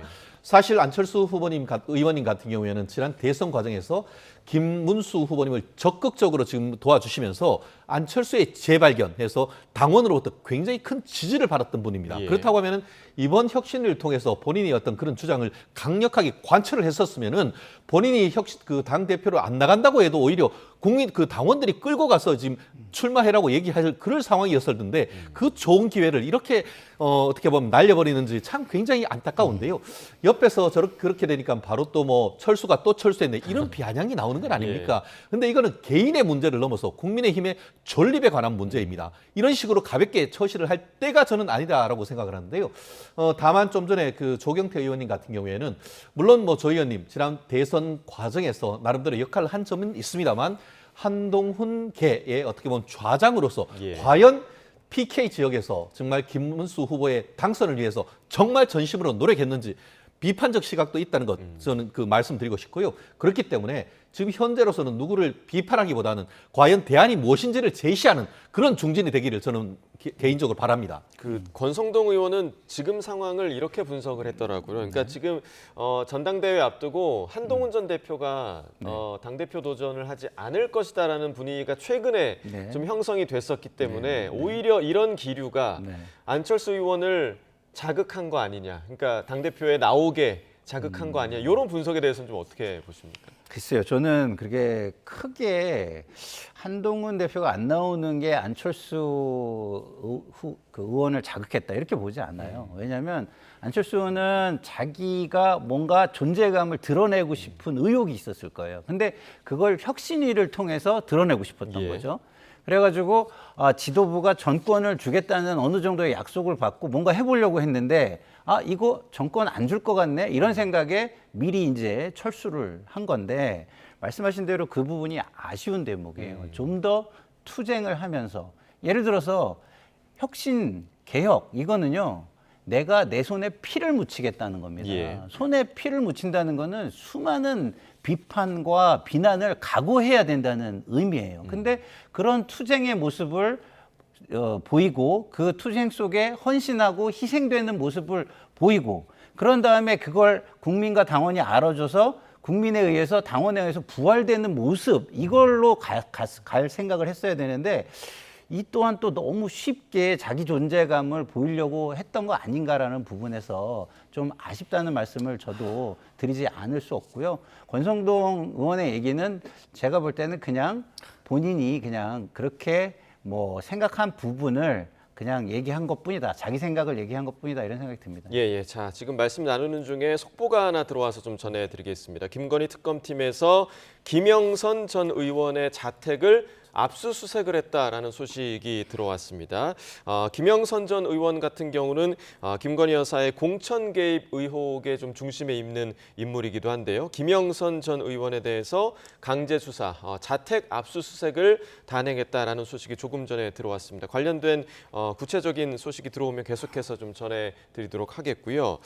자, 그래서 이제 이번 안철수 의원의 결정으로 인해서 오히려 한동훈 전 대표가 전대에 나올 가능성이 높아진 거 아니냐 이런 얘기도 좀 들리고 있고요. 또 김문수 전 후보의 이제 당권 도전과 관련된 얘기도 계속 나오고 있는데 이번 전당대회 좀 구도를 좀 어떻게 예상하십니까? 결국 누가 나오는지 이 부분은 결국 내년에 있는 6월 지방선거에 있어서의 승패에 대한 예측, 이런 부분이 본질적인 부분으로 자리 잡고 있는 것이죠. 예. 결국 그 국민의힘 이번에 당대표가 나오는 분 같은 경우에는 지방선거 공천에 어떻게 보면 공천권을 가지고 공천권이 있으면은 그에 따른 결과에 대한 책임을 지는 건 아니겠습니까? 결국 그 내년 6월에 공천을 해서 승리의 가능성이 있다라고 하면은 아마 많은 분들이 실질적으로 배팅을 하면서 나올 겁니다. 그런데 그 부분에 대해서 여전히 자신감이 없으니까 나갈까 말까, 혹시 내년에 6월 달에 폭망하면은 그러면 2년짜리 어떻게 보면 그 당대표 기간이 1년으로 물러난 거 아니야. 이걸 가지고 지금 유불리를 지금 하고 있는 건 아닙니까? 그러다 보니까 이제는 이게 될까 말까 이런 걸 보면서 국민들은 정말 답답해하는 거예요. 결국 어떻게 보면은 지금 저는 그럼에도 불구하고 김문수 후보님 나올 가능성이 높고 예. 또 한동훈 전 대표 나올 가능성이 저는 높다고 봅니다. 그래서 이른바 당내 대선 후보 경선 2라운드가 될 가능성이 좀 높다라고 보는데요. 결국 뭐 대리전으로 해서 한동훈 전 대표 같은 경우에는 좀 전에 얘기했던 조경태 의원이 앞으로 나온다 그런 얘기도 있지만 현실적으로 점점 다가갈 그 8월 중순으로 다가갈수록 결국 그 지지층의 어떤 압력이 있을 것이고 그에 대한 어떤 압력으로서 어떻게 보면 지난 대선에 있었던 그 후보로 있었던 그 김문수 후보님 나아가 좀 한동훈 후보 이런 식으로 해서 두 분의 2차전이 있을 가능성 전 개인적으로 점쳐봅니다. 네, 지금 뭐 말씀하시면서 답답함에 한숨도 쉬시고 하셨는데 지금 그러니까 국민의힘 전대가 제2의 대선 경선이 될 것이다. 대선 경선 시즌 2가 될 것이다. 이런 전망도 있는 상황에서 대선 후보로 나왔던 사람 나오지 마라. 이런 목소리도 굉장히 좀 나오고 있고요. 이런 여러 가지 좀 분위기에 대해서 어떻게 좀 분석하고 계십니까? 사실 이재명 대통령께서 대선에서 치고 당대표에 출마할 때 국민의힘의 모든 사람들이 이게 말이 되냐. 큰 선거에서 졌으면 책임을 지고 자숙의 기간을 가져야지. 이렇게 얘기했습니다. 근데 지금 다 나오면 사실은 그것에 대해서는 과거의 한 말을 정말 좀 약간 무색하게 하는 그런 게 되겠죠. 그렇지만 한동훈 후보한테는 되게 아까 권성동 의원이 얘기한 안철수 후보의 이런 모습이 자극하는 게 아니라 김문수 후보의 출마가 자극을 할 거라는 생각이 들어요. 왜냐하면 만약에 한동훈 후보가 먼저 나간다 그랬으면 제가 이런 비판을 한동훈 후보한테 해야 되거든요. 근데 김문수 후보가 나온다 그러면 어떻게 되는 거냐면 이거는 윤석열, 정광훈 세력이 당을 장악하겠다는 거네? 극우 보수 정당화에 한 걸음 더 다가가겠다는 거네? 이렇게 생각할 수 있는데 그런 거에 반대해 왔던 한동훈 대표가 나올 수 있는 명분을 오히려 주는 계기가 될 수 있다고 저는 생각해요. 그래서 오히려 저는 김문수 후보를 통해서 윤석열 이미지, 정광훈 이미지가 당에 씌워주는 걸 막기 위해서 나가겠다. 이런 명분이 오히려 한동훈 후보의 출마를 자극하지 않을까 이런 생각이 듭니다. 자, 두 분 모두 답답해하셨던 국민의힘의 이제 전대 과정을 좀 지켜봐야 될 것 같고 조금 전에 이제 저희가 속보를 전해드렸습니다만 조금 전에 이제 김건희 특검 관련 속보였고요. 윤석열 전 대통령의 구속영장 심사 이제 하루 앞으로 다가왔습니다. 내일이면 이제 구속 여부가 결정이 되는데요. 민주당은 또 검찰개혁 추진에 전방위로 나서고 있는 상황입니다. 관련한 오늘 아침 여야의 목소리를 들어보겠습니다. 내란 수계 윤석열의 마지막 여흥은 끝났습니다. 이제 감옥으로 돌아갈 시간입니다. 내일 오후 윤석열의 구속영장 실질심사가 있습니다. 4개월간의 탈옥 생활 그 끝이 보입니다. 내일은 사법부에 대한 국민의 신뢰가 회복되고 윤석열이 무너뜨린 상식과 정의가 바로 서는 날이 되길 기대합니다. 더불어민주당이 검찰 조작 기소 대응 TF라 쓰고 이재명 셀프 사면 TF라고 읽히는 괴이한 TF를 출범시켰습니다. 최악의 리스크로 꼽히는 불법 대북 송금 사건을 검찰의 이재명 죽이기 공작 사건이라고 규정했습니다. 이 화형에 대한 대법원의 징역 7년 8개월 확정 판결을 전면 부정하고 나선 것입니다. 이재명 대통령 살리기를 위한 대법원 판결 뒤집기로 보입니다. 집권여당 행동대장들을 앞장세운 이재명 대통령의 셀프 사면 시도이며 무도하기 짝이 없는 반헌법적 사법부 무력화 기도입니다. 내일 윤 전 대통령의 구속 여부가 결정될 가능성이 지금 상당히 높은 상황인데 일단 최 변호사님께서는 네. 변호사로서 내일 그 결과를 좀 어떻게 예상을 하십니까? 누구도 단정하기는 어렵습니다만 저는 여전히 구속영장이 기각될 가능성도 상당히 있다라는 말씀을 드리고 싶은데요. 왜 그러냐 하면은 이번에 5개 어떤 범죄 중에 가장 사실 핵심은 지난 1월 달에 있었던 그 공수처 발부받은 영장을 집행하는 것을 조직적으로 막았다라는 혐의, 그것이 특수공무집행방해죄가 되는 겁니다. 그런데 지금 그 윤 전 대통령 변호인단의 얘기에 따르면은 그와 동일한 사유로 해서 지난번 그 김성훈 그 경호처 차장에 대해서 지난 3월 구속영장을 청구를 했는데 그 특수공무집행방해죄에 대해서 다툼의 여지가 있다라는 이유로 해서 구속영장을 기각했다는 말이에요. 그 말씀은 뭐냐면은 다들 아시다시피 지난 그 3월 7일, 8일 경에 윤 전 대통령 내란 수괴 혐의로 구속영장이 돼서 있다가 그때 구속영장을 지기현 부장판사가 취소를 했습니다. 그 구속 취소를 했던 가장 핵심적인 이유가 뭐냐면은 검수완박법에 따라서 그 내란죄 같은 경우에는 수사권이 경찰에 있는데 그것을 공수처가 수사를 하고 그걸 서부지방법원에서 청구를 해서 발부받은 그 영장은 이대로 구속해서 갈 경우에는 항소, 상고, 나아가 재심까지도 문제될 수 있다라고 해서 공수처의 영장 집행 자체가 문제가 있다는 취지로 판결을 해버렸단 말이에요. 그렇다고 하면은 가장 지금 5가지 다른 직권남용이 있습니다만 그거는 부차적인 것이고 가장 핵심적인 지금 문제가 되는 특수공무집행방해죄 이 부분을 과연 범죄의 소명이 있을 것이라고 판단하느냐. 그런데 말씀드린 것처럼 이미 중앙지방법원 같은 경우에는 동일한 사유에 대해서 다툼의 여지가 있어서 영장을 기각했는 그런 사유가 있는데요. 그 외에 지금 보면은 여러 가지 이유를 들면서 그 대통령 어떻게 보면 경호처법 위반이라든가 여러 가지 있습니다. 그거는 사실 부차적인 것이기 때문에 이런 부분을 이유로 해서 과연 영장을 발부해 줄지에 대해서는 의문입니다. 다만 발부될 가능성에 대해서도 염두에 두는 것은 말씀드린 것처럼 내란 수괴는 지금 석방돼 있는데 내란의 중요 임무 종사자라든가 다른 사람들은 다 구속돼 있습니다. 이 형평성은 어떻게 하는가?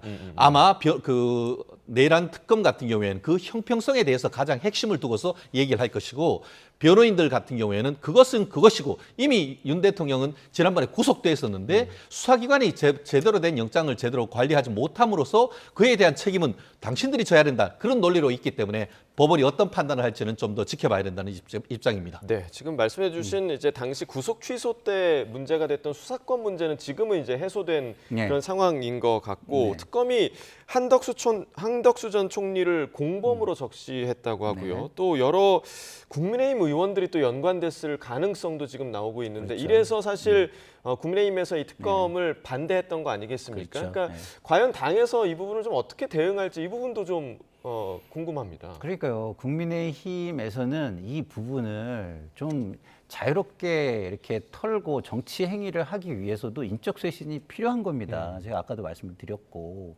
그리고 우리 최준영 변호사님도 구속영장이 나오지 않을 가능성도 있다고 말씀하시잖아요. 도 있다고 말씀하시는 건 나올 가능성이 좀 더 높기 때문이라고 저는 생각하는데 나올 가능성이 좀 다수설인 것 같고요. 말씀하신 대로 형평성 부분이 있고 두 번째는 지금 이렇게 말씀해 주신 많은 분들이 영향력 있는 자리들에 많이 있어요.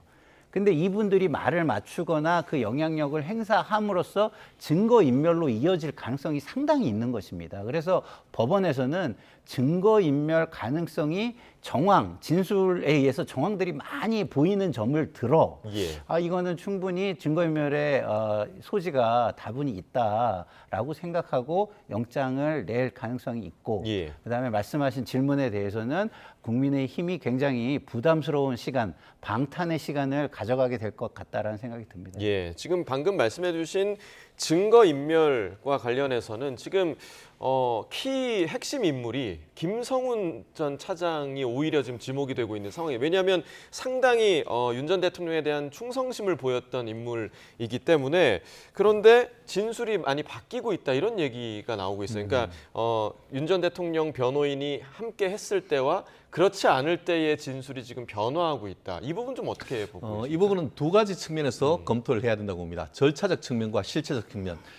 절차적 측면에서 어떻게 보면은 굉장히 수사는 밀행성, 기밀성이 유지가 돼야 되는데 김성은 전 차장의 어떤 진술이 어떤 식으로 해서 어떤 이른바 빨대를 통해 가지고 언론에 나오는지 자체에 대해서 저는 수사 기밀이 누출된다는 점에 대해서 상당히 어떻게 보면 우려스러운데요. 실제로 어제 같은 경우에는 특검발로 어떤 얘기가 나오냐면은 어떻게 66장이나 되는 영장이 외부로 누출되느냐 이걸 지금 가지고 내부적으로 조사를 한다라고 하지 않습니까? 보면은 수사가 물론 공보 절차를 따라서 나오는 것은 그거는 오케이입니다. 왜냐하면 그건 법적 절차에 따른 것입니다. 그렇지만 그것이 아니고 일반적으로 기밀이 붙여져야 될 부분들이 나오는 것은 그것은 언론 플레이라고 보는 것이 맞죠. 말씀드린 것처럼 김성은 전 차장이 지금 어떤 식으로 하는 것을 누가 알 수 있습니까? 변호인이 그렇게 나와서 얘기를 하겠습니까? 그렇기 때문에 이와 같은 특검의 언론 플레이는 지양돼야 된다라고 생각을 하고요. 다만 그것이 진실이라고 한다고 하면은 어쨌든 윤 대통령 지금 이미 파면이 됐고 실질적으로 지금 재판을 받고 있는 거기다가 지금 특검까지 하는 상황 속에서 아마 김성은 전 차장도 굉장히 고민이 됐을 겁니다.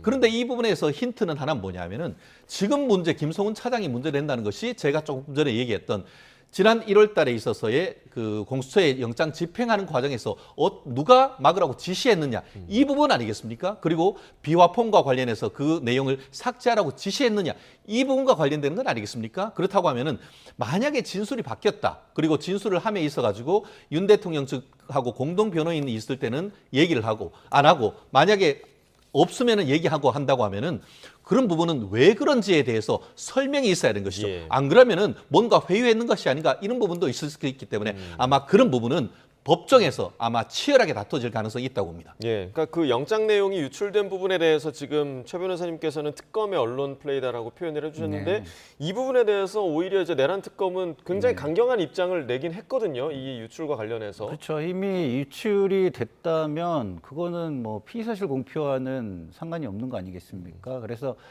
기본적으로 우리 기자분들을 제가 많이 아는데요. 기자분들이 한 분이 아니에요. 그죠? 수많은 분들이 다층적인 구조 속에 다 들어가 계십니다. 그러면 그 취재력이라는 것은 사실상 굉장한 취재력이에요. 그리고 거기에서 취재원들이 이렇게 비밀을 전제로 뭐 하기도 하고 뭐 이렇게 해서 조금씩 흘려주기도 하고 뭐 어려우면 또 어떻게 하냐면 취재할 수 있는 방법이나 사람을 가르쳐주는 식으로 해서 우회적으로 취재 수단을 주기도 하고 막 그래요. 그래서 이것이 꼭 피의사실 공표였느냐라는 것은 또 확정되기 전에는 알기가 어렵고 우리 언론의 취재력이 대단하다 이렇게 저는 또 말씀을 드릴 수밖에 없을 것 같습니다. 네, 자 그리고 이제 이와 함께 민주당의 검찰 개혁 또 지금 전방위로 뻗어나가는 그런 모습인데 어제 민주당에서 검찰 조작 기소 대응 TF를 발족을 했습니다. 어떤 역할을 할 거라고 보십니까? 저는 검찰 수사 조작 TF라고 쓰고 삼권분리 파괴 TF라고 저는 읽고 싶습니다. 왜냐? 지금 이 부분과 관련해서 검찰 수사가 조작됐다라고 하는 수사 자체가 4가지를 들고 있습니다. 하나는 대장동 사건, 하나는 쌍방울 대북 송금 사건, 하나는 이재명 대표의 가장 측근이라고 할 수 있는 김용 정치자금 사건. 그 배후에 관련돼서 기소가 돼 있는 사람이 누구죠? 이재명 현직 대통령 아닙니까? 그리고 하나를 더 끼워 넣습니다. 뭐냐면 그건 평창에 있는 알펜시아 리조트 이 헐값 매각 사건과 관련해서 그 또한 조작됐다라고 하는데요. 그러면서 이 TF를 만든 가장 핵심적인 증거로 들고 있는 것이 배상윤 KH그룹 전 회장의 언론 인터뷰를 들고 있습니다. 그런데 제가 말씀드린 것처럼 배상윤이 누구냐? 아까 민주당이 들고 있는 4개 중에 마지막 1개. 알펜시아 리조트를 단독 입찰해가지고 거기에서 거의 9천억이 넘는 그 리조트를 7천억대로 해서 헐값에 매각해서 그래서 관련해서 지금 지난달 같은 경우에는 그 당시 문제했던 최문순 강원지사가 사실 불구속 기소가 됐고 이 부분에 대한 압수수색이 되니까 해외로 도피했던 사람입니다. 해외로 도피해서 해외에서 인터뷰를 했던 사람 그것을 직접적 이해관계에 있는 사람의 말을 핵심적인 증거로 해서 이와 같은 TF를 만든다는 것은 사실은 언어도단이라고 생각을 하고 나아가 이미 아까 지금 송원석 비대위원장 국민의힘 비대위원장이 얘기하듯이 이게 이화영 쌍방울 대북 송금 사건은 대법원에서 7년 8개월 유죄가 확정된 사건입니다. 그러면 이건 어떤 의미입니까? 검찰 같은 경우에 조작했다고 하니까 검찰에 대해서는 이재명 대통령에 대해서 공소 취소하라는 압박, 나아가 법원 같은 경우에는 이미 유죄됐는 거 이재명 대통령에 대해서는 재판을 하지 말고 한다 하더라도 공소 취소하라는 것, 나아가 이미 유죄 확정된 이화영에 대해서는 내가 이 사건을 열심히 하고 있다라는 그런 어떤 세 가지 포석이라고 볼 수밖에 없는 것 아닙니까? 예, 자 마지막으로 이 삼권 분립 파괴 네. TF다라는 평가에 대해서는 좀 어떻게 보십니까? 그래서 이 부분은 저는 민주당이 좀 절제를 할 필요가 있다고 저는 생각하는 게 힘을 가졌다고 모든 걸 다 할 수 있는 건 아닙니다. 입법부는 입법 그 자료 요구나 감사에 있어서 지켜야 될 원칙이 뭐냐면 수사나 재판에 영향을 주려는 의도를 가지고 하면 안 되거든요. 예. 근데 이게 지금 특정 사안을 가지고 하는 거잖아요. 그러니까 전체적인 일반적인 제도를 고쳐가지고 어느 방향으로 나가게 하는 거라면 저는 입법부의 기능이라고 보거든요. 그건 검찰 개혁인 거죠. 근데 조작 기소를 사안별로 다루겠다. 이런 거는요, 행정부 내에서 감찰 기능으로 해야 될 일이에요. 힘이 있다고 입법부가 행정에 개입해서 그 형사 행정까지 다 일일이 들여다보겠다고 하는 것은 제가 볼 땐 좀 약간 절제가 필요한 부분이 있다 이렇게 보여집니다. 자, 이 부분에 대해서는 두 분 다 물음표를 던져주셨습니다. 여기까지 듣겠습니다. 김상일 정치평론가, 최진영 변호사와 이야기 나눠봤습니다. 두 분 말씀 고맙습니다.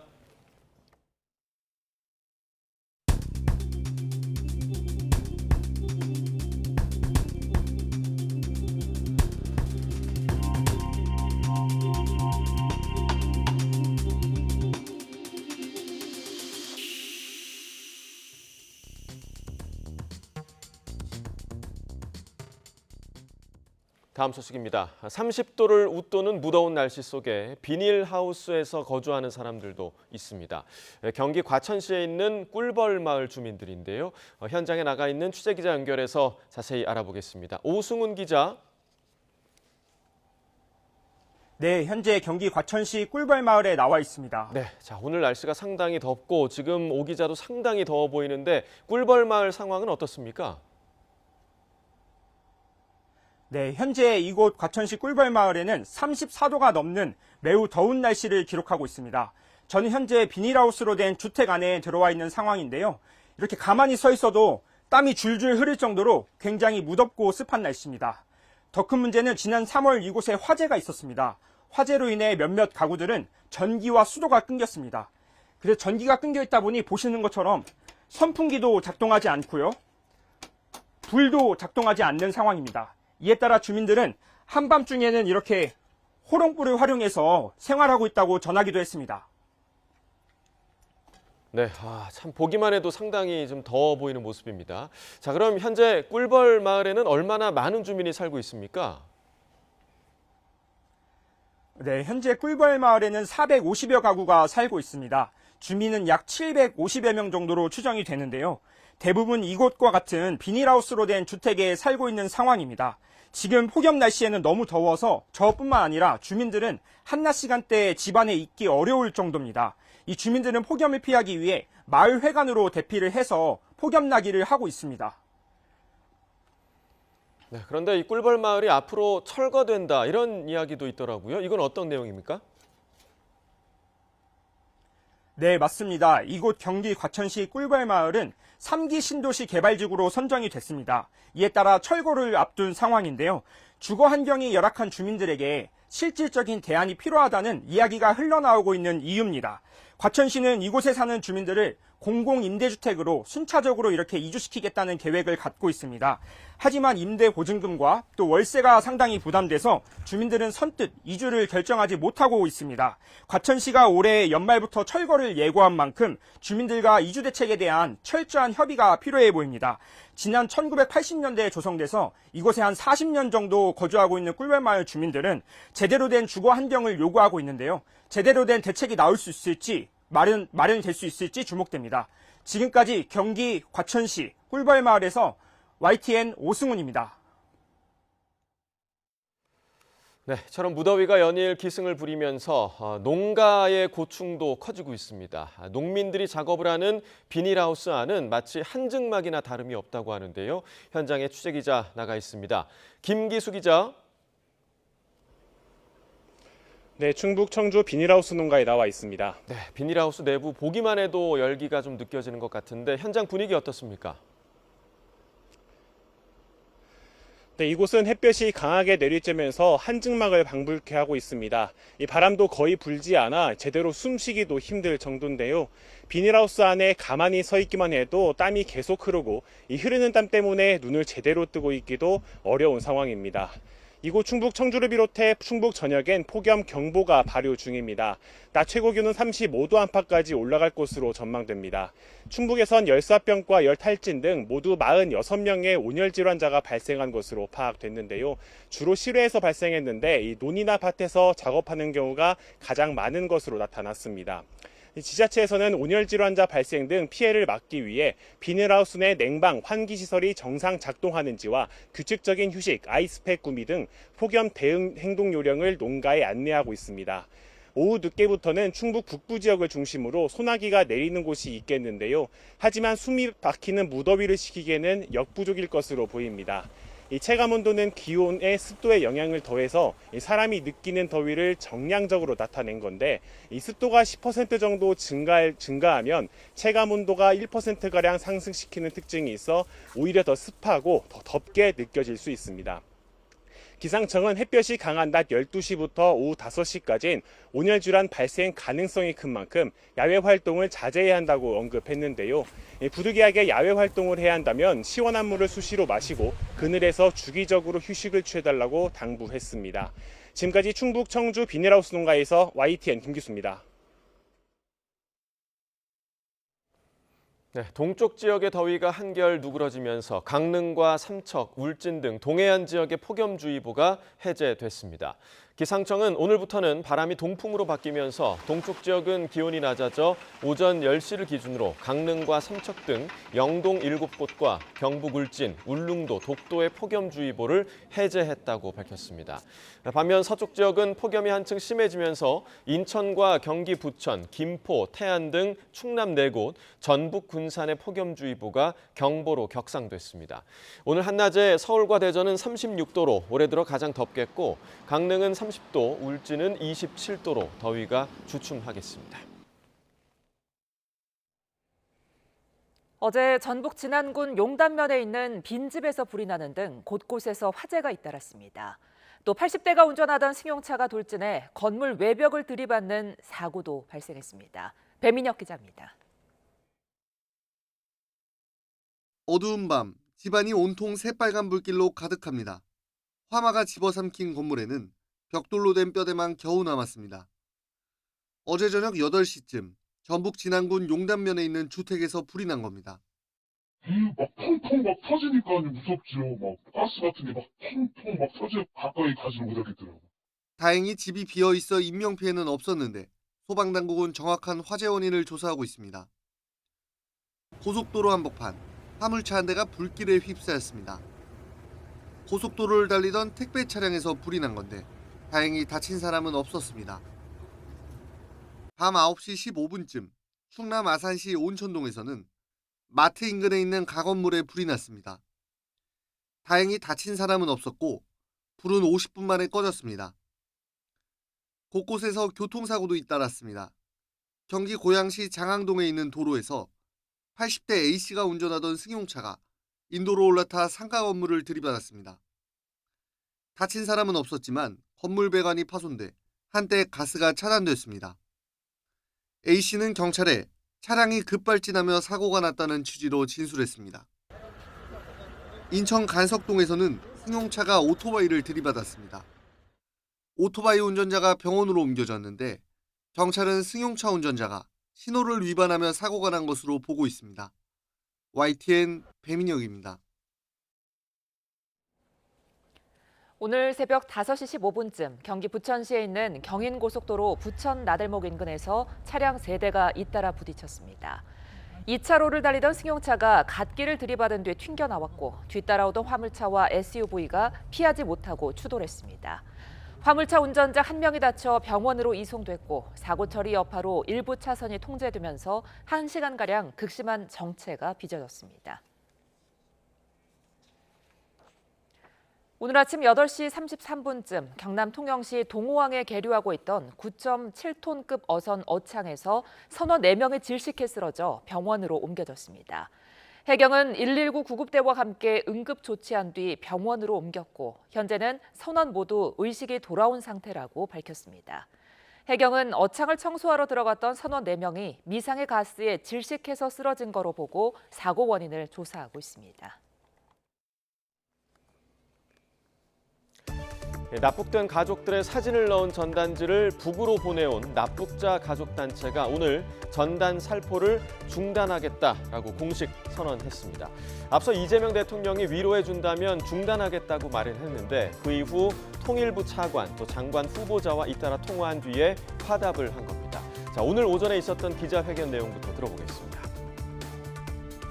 이 방송을 보시는 국민 여러분께 약속드립니다. 저는 오늘부로 납치된 가족 소식지를 전면 중단하겠습니다. 그와 동시에 전단이라고 하는 이 물체를 보내는 단체들에게 요구드립니다. 우리 문제는 천륜 문제입니다. 이 자리가 천륜의 장소입니다. 이 자리가 앞으로도 천륜의 만남의 장소가 돼야 합니다. 네, 가장 반기는 건 접경지에서 고통을 호소해온 주민들입니다. 여러 반응들이 좀 있는데요. 새 정부의 대북 확성기 방송 중지에 이어진 조치여서 이번에는 평화로운 분위기가 좀 지속되지 않을까 기대하는 분위기입니다. 아유, 보내지 말아야죠. 서로 그냥 같은 동포인데 서로 좋게 했으면 좋겠어. 그거 보내면은 아무래도 그쪽의 반응이 그냥 방송에도 그렇고 너무 시끄럽고 그러니까 안 보냈으면 찬성이죠. 제가 파주시로 이사 오고 요양을 운영하게 된 경우는 좋은 환경과 좋은 공기와 그런 것 때문에 이사를 왔는데 대북 방송을 함으로 인해서 어르신들이 너무나 힘들다고 호소를 많이 하시는 거예요. 그게 굉장히 심했기 때문에 첫날부터 딱 줄어든 첫날부터 그거를 인지했고 또 어르신들이 그날부터 밤을 너무나 편안하게 주무셔서 너무너무 행복했습니다. 손님들이 너무 좋아하시고 약간은 늘었죠. 그 전에 이게 분위기가 안 좋을 때는 아무래도 좀 무서우니까 이제 기분상 무서우니까 아무래도 좀 덜 오시던 게 지금은 이제 많이들 좋아하십니다. 이제. 네, 대북 확성기 방송은 정권에 따라 중단과 재개가 반복이 됐죠. 지난해 북한의 오물풍선 살포에 대한 대응 조치로 재개된 이후 1년 넘게 이렇게 유지되어 왔습니다. 북한이 맞대응 대남 방송에 나서며 주민들의 고통 호소가 이어졌고요. 이 대통령은 당대표 시절 직접 현장을 찾아 주민들을 만나기도 했습니다. 그리고 취임 일주일 만에 대북 확성기를 끄기로 전격 결정했고 곧바로 이튿날 북한의 호응을 이끌어냈습니다. 저는 대북 방송 중단을 할 때 얼마나 빨리 반응할까, 혹시 반응 안 하면 어떡할까 약간의 우려를 했던 건 사실이에요. 우려를 했지만 분명히 호응할 거라고 생각했죠. 근데 너무 빨리 호응해서 저도 약간은 기대 이상이었습니다. 그래서 하나씩 완화해 나가야 되겠죠. 새 정부의 선제적 유화 조치는 이뿐만이 아닙니다. 지난 3월과 5월 북한 주민 6명이 동해와 서해에서 북방 한계선을 넘어서 표류에 내려왔는데 이들을 다시 북으로 송환을 하기로 한 겁니다. 이 역시 본인들의 귀한 의사를 존중해 고향으로 돌려보내는 것이 맞다라는 이 대통령의 의사가 반영됐다는 게 대통령실의 설명입니다. 이 정부의 연이은 유화적 제스처에도 북한은 아무런 공식 입장을 내놓고 있지 않습니다. 유엔사를 통한 주민 송환 통보에도 별다른 답이 없는 상황인데요. 응답 여부와 관계없이 주민들을 돌려보내겠다는 우리 정부의 방침에 북한이 침묵을 깨고 호응해올지 주목됩니다.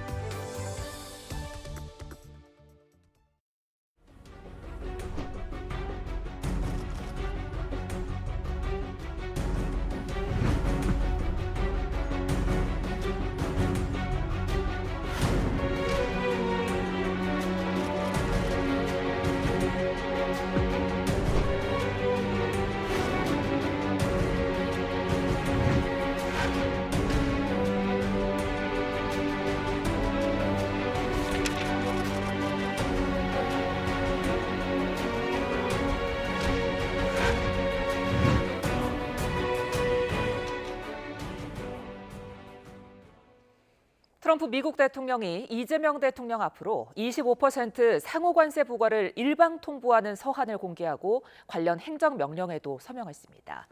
다만 관세 부과 시점은 8월부터라며 마음에 드는 제안을 하면 유예 기간을 더 연장할 수 있다고 밝혔습니다. 워싱턴 권준기 특파원입니다. 한국과 일본이 트럼프 대통령의 첫 타깃이었습니다. SNS에 가장 먼저 두 나라에 대한 상호관세 서한을 공개했습니다. We have these beautiful letters that the president has signed. This one is to the president of the Republic of Korea. Original signature on that, and these will be mailed. 이재명 대통령을 수신인으로 하는 서한에서 트럼프 대통령은 한미 무역 관계는 상호주의와 거리가 멀다고 주장했습니다. 그러면서 8월 1일부터 25% 관세율을 적용하겠다고 밝혔습니다. 상호관세는 자동차와 철강에 부과되고 있는 품목별 관세와는 별도로 만약 미국산 제품의 보복관세로 대응할 경우 추가 관세를 매기겠다고 경고했습니다. 동시에 협상의 여지도 분명히 남겼습니다. 상호관세 유예 기간을 7월 9일에서 8월 1일로 연장하는 행정명령에 서명하며 미국에 투자하거나 무역 장벽을 철폐할 것을 촉구한 겁니다.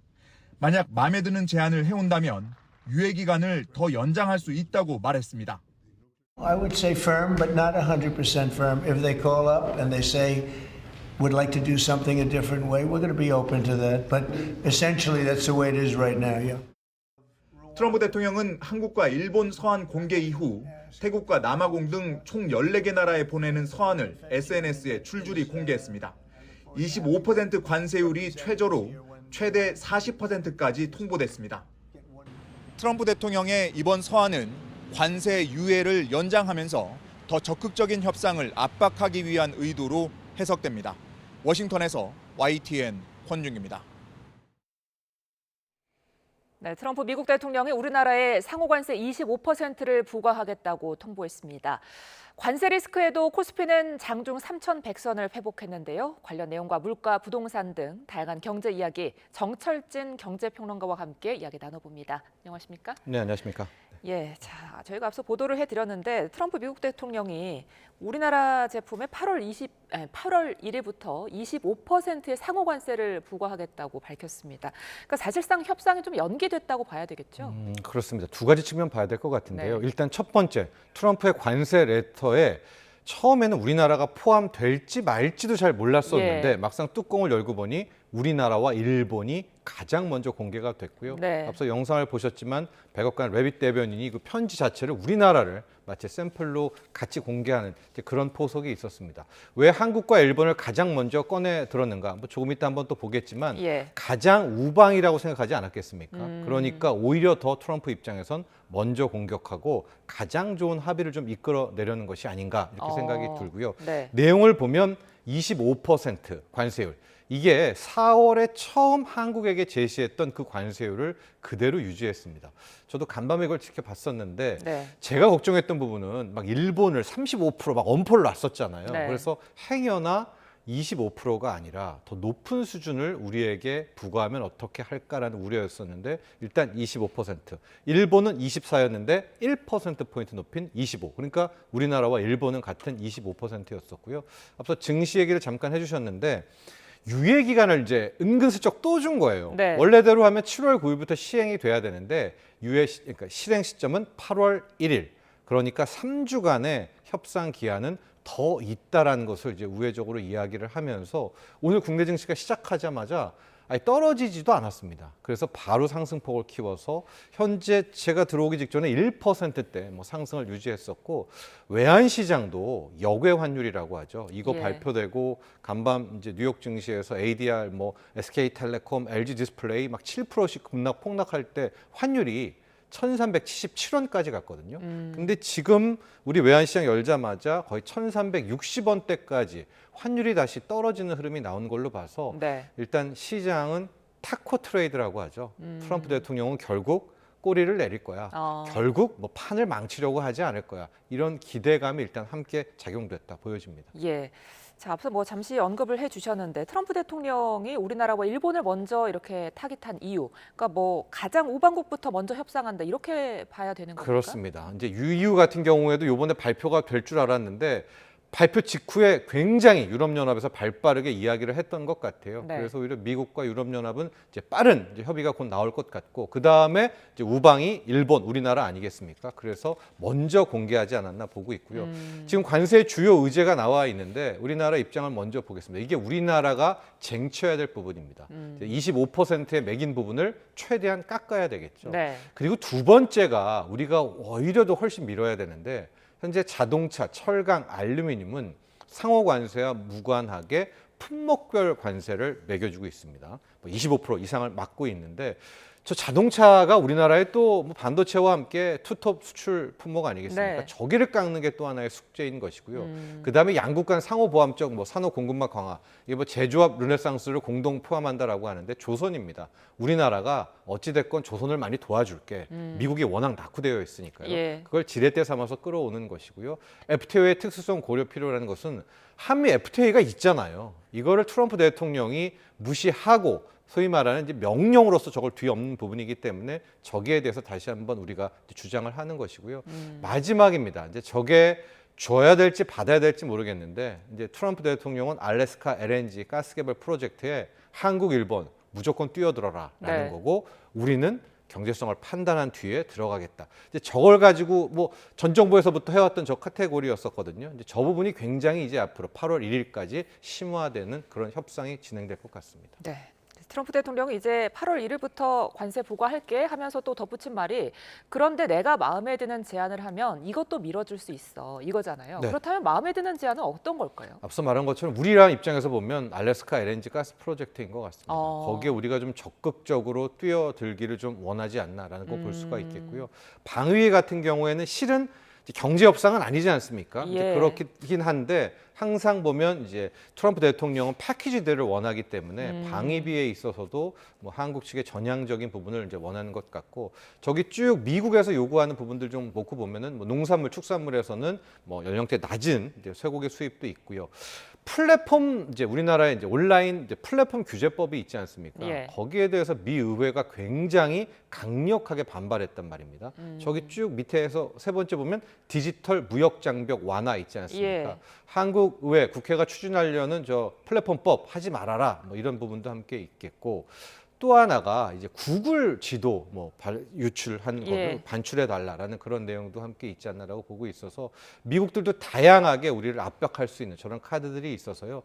미국이 다 가져갈 수 없고 우리나라가 또 다 양보할 수도 없는 것 아니겠습니까? 네. 저 중에서 반반씩 낳는 그런 또 협상의 묘가 필요할 것 같습니다. 자, 그럼 그 반반씩 나눠가는 묘, 어떻게 대책을 마련해야 될까요? 우리가 일단은 줄 거 받을 것을 우리만의 몇 가지 플랜을 계속 갖고 있어야 될 것 같아요. 그러니까 트럼프 대통령이 여기를 치고 이걸 원하든가, 또 원했다가 또 여기를 치고 굉장히 정신없게 하는 그런 스타일 아니겠습니까? 그래서 우리도 일관된 어떤 시나리오보다는 그때그때마다 바뀌는 이제 컨틴전시 플랜의 수를 몇 가지를 갖고, 마치 우리가 문제은행 풀듯이 이 제안에 이 제안에 이 제안 이런 조합을 좀 짜야 되는 이제 그런 앞으로의 협상 방법이 필요할 것 같고, 두 번째는 트럼프 대통령의 스타일은 탑 다운 방식입니다. 예. 이제 보통은 밑에서 실무진들이 다 얘기하고 양쪽 수장 모여서 사인만 하는 이제 이런 것들을 원하기는 하는데, 트럼프 대통령의 스타일은 자기가 크게 한번 딜을 성사시키고 나머지 실무진에서는 디테일을 짜라라는 것이기 때문에요.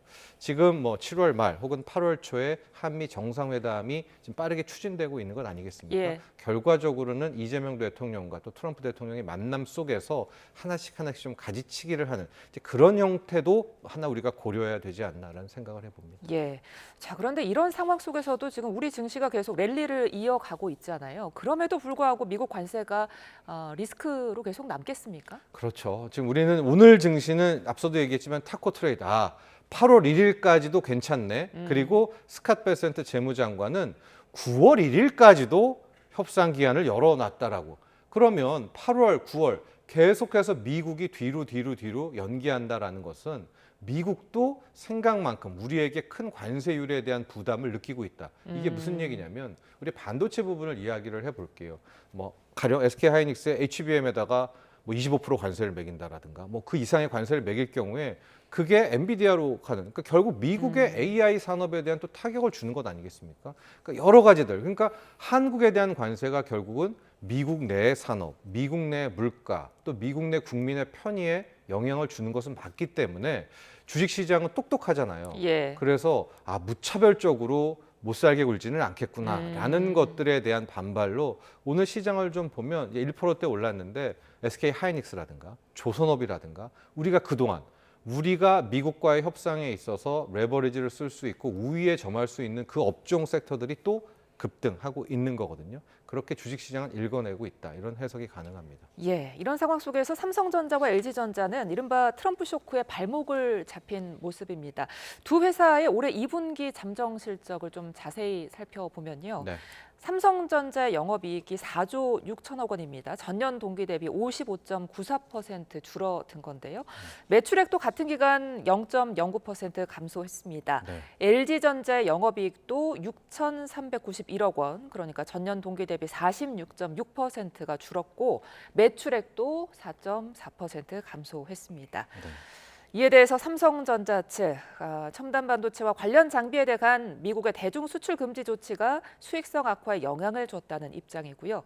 LG전자 측도 미국 통상 정책 변화에 따른 관세 비용 부담 증가나 TV와 모니터 등 관련 부문에선 대미 보편 관세 그리고 철강 알루미늄 파생 관세가 수익성 악화에 영향을 줬다고 설명했습니다. 그러니까 이렇게 미국의 대중 제재 그리고 관세 정책의 여파가 이미 우리 기업들에게 영향을 미치고 있다는 건데 이런 상황 속에서 우리 기업들은 이제 앞으로 어떤 전략 좀 택해야 될까요? 아마 중장기적으로는 이제 트럼프가 원하는 방식을 선택할 가능성이 있습니다. 이게 결국 뭐냐? 미국으로 예. 공장들을 속속속 이전하는 이게 실은 가장 우리에게는 두려운 부분이고 이것만큼은 좀 막아야 될 부분이기도 한데 다만 트럼프 대통령이 이런 식으로 계속 압박하는 그 저희에는 미국으로 들어와라라고 하고 있고 결과적으로 이렇게 된다면 우리 기업들도 미국 쪽으로의 공장 이전을 선택하게 되지 않을까라는 또 그런 우려도 큽니다. 예. 자, 방금 들어온 소식입니다. 김건희 특검팀이 윤상현 국민의힘 의원을 압수수색한다는 소식이 들어왔습니다. 자, 김건희 특검팀이 윤상현 의원의 국회 사무실 그리고 지역 사무실을 포함해서 압수수색에 들어갔다. 이런 소식이 들어왔는데요. 관련 내용이 추가로 들어오면 이어지는 뉴스에서 전해드리겠습니다. 자, 계속해서 경제 이야기 나눠보겠습니다. 상호 관세가 실제로 발효가 된다면 우리 경제에는 어떤 영향 미치게 될까요? 글쎄요, 상당한 영향이겠죠. 예. 거기에 대해서 경제 성장률이 떨어지고 기업이익이 감소하고 여러 가지가 있겠지만 이건 단순히 우리나라 문제는 또 아닐 겁니다. 왜냐하면 미국 내에서도 JP모건 같은 곳에서는 미국 내 스태그플레이션에 대한 우려를 굉장히 키우고 있거든요. 즉 관세라는 자체가 미국 내에는 물가를 상승시키고요. 미국 내 물건을 수출하는 국가들에 대해서는 수출액이 줄어드는 겁니다. 수출 규모가 줄어들게 되는 전 세계적인 어떤 경기의 후퇴를 이야기하는 것이기 때문에 실제 이게 8월 1일, 9월 1일까지 트럼프 대통령이 계속해서 이렇게 유예를 두는 것도 그런 부분에 대해서는 우려도 분명히 미국도 하고 있다 이렇게 보여지고 있습니다. 예. 자, 그런데 좀 궁금한 게 앞서 삼성전자도 그렇고 기업들이 2분기 이익이 감소했음에도 불구하고 코스피가 지금 올라가는 모습이잖아요. 네. 이거는 왜 그런 건가요? 역시 이거는 관세에 대한 아까 타코 트레이드에도 있지만 이재명 정부에게 신정부에게 좀 거는 기대감이 상당히 큰 것 같습니다. 예. 오늘 같은 경우에도 보면 금융지주회사라든가 지주사들 특히 배당 주들이 상당히 좀 약진을 하고 있거든요. 조선이라든가 이런 것 외에 여기 그 이면을 살펴보면 또 공교롭게도 어제 오늘 이재명 대통령이 또 부동산과 주식에 대한 이야기를 했습니다. 예. 그래서 집값으로 가는 부동산으로 가는 것을 빨리 주식으로 와서 주식 쪽의 주가 부양을 통해서 돈의 물꼬를 흐름을 바꾸겠다는 이야기를 또 강조하고 이번에 상법 개정안이 됐지만 추가적인 또 부양 대책, 특히 제값받는 그런 대책을 준비하고 있다는 이 코멘트가 알게 모르게 또 시장을 함께 자극하고 있는 것 같습니다. 자, 그러니까 정리해 보면 오늘의 주가 상승, 예측하지 못했다는 분들도 많이 계시는데 네. 제가 보기에 첫 번째는 똑같은 25%의 관세율.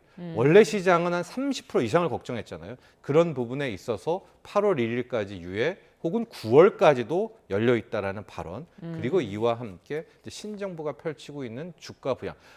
트럼프 관세가 이 정도에서 매조지가 되고 이 정도의 해법이라면 그 다음은 이제 국내 요소를 바라보자 이런 것들이 주가를 끌어올리는 그런 모멘텀이 되지 않았나 보고 있습니다. 예, 자 부동산 이야기도 해보겠습니다. 정부가 부동산 대출 규제를 시행하고 나서 집값 상승세가 일부 좀 둔화된 모습이 나오더라고요. 네, 뭐 가격 둔화가 아예 파악이 안 될 정도가 거래 둔화입니다. 거래 폭감이 될 수밖에 없는 뭐 네. 강남구만 해도 80건씩 거래되는 것이 한 건 뭐 이 정도로 줄어들게 되니까요. 하루에 예. 하루 기준입니다. 아예 거래가 안 되니 당연히 가게 이런 급감한 거래에서 만들어지는 이제 가격 자체도 의미가 없고요. 호가도 크게 떨어지고 있는 그런 상황입니다. 다만 또 뭐 90억대 이상의 고가 주택에서는 현금 부자가 또 집을 사기도 하고 이제 이런 측면이기 때문에 현재로서는 일단은 거래 급감, 폭감, 호가가 뚝 떨어지고 있는 여기에 대한 부동산 시장을 좀 판단해 봐야 되지 않나라고 보고 있고요. 예. 또 하나가 이제 주담대, 그러니까 대출 신청 자체도 크게 줄어들었습니다. 이것도 여러 가지 의미인데요. 원래 7월에 이제 DSR 3단계가 펼쳐지니까 먼저 빌리려는 수요가 앞에서 빠지고 잠잠한 부분도 있지만 뒷부분에 정부가 워낙 강경한 대책 나오고 이걸 또 맛보기라고 하니까 오히려 시장에서는 내가 그럼 굳이 뭐 7월, 8월, 9월에 집을 살 필요가 있겠나라고 해서 또 주담대 수요 자체도 줄어드는 그런 모습이 함께 나오고 있습니다.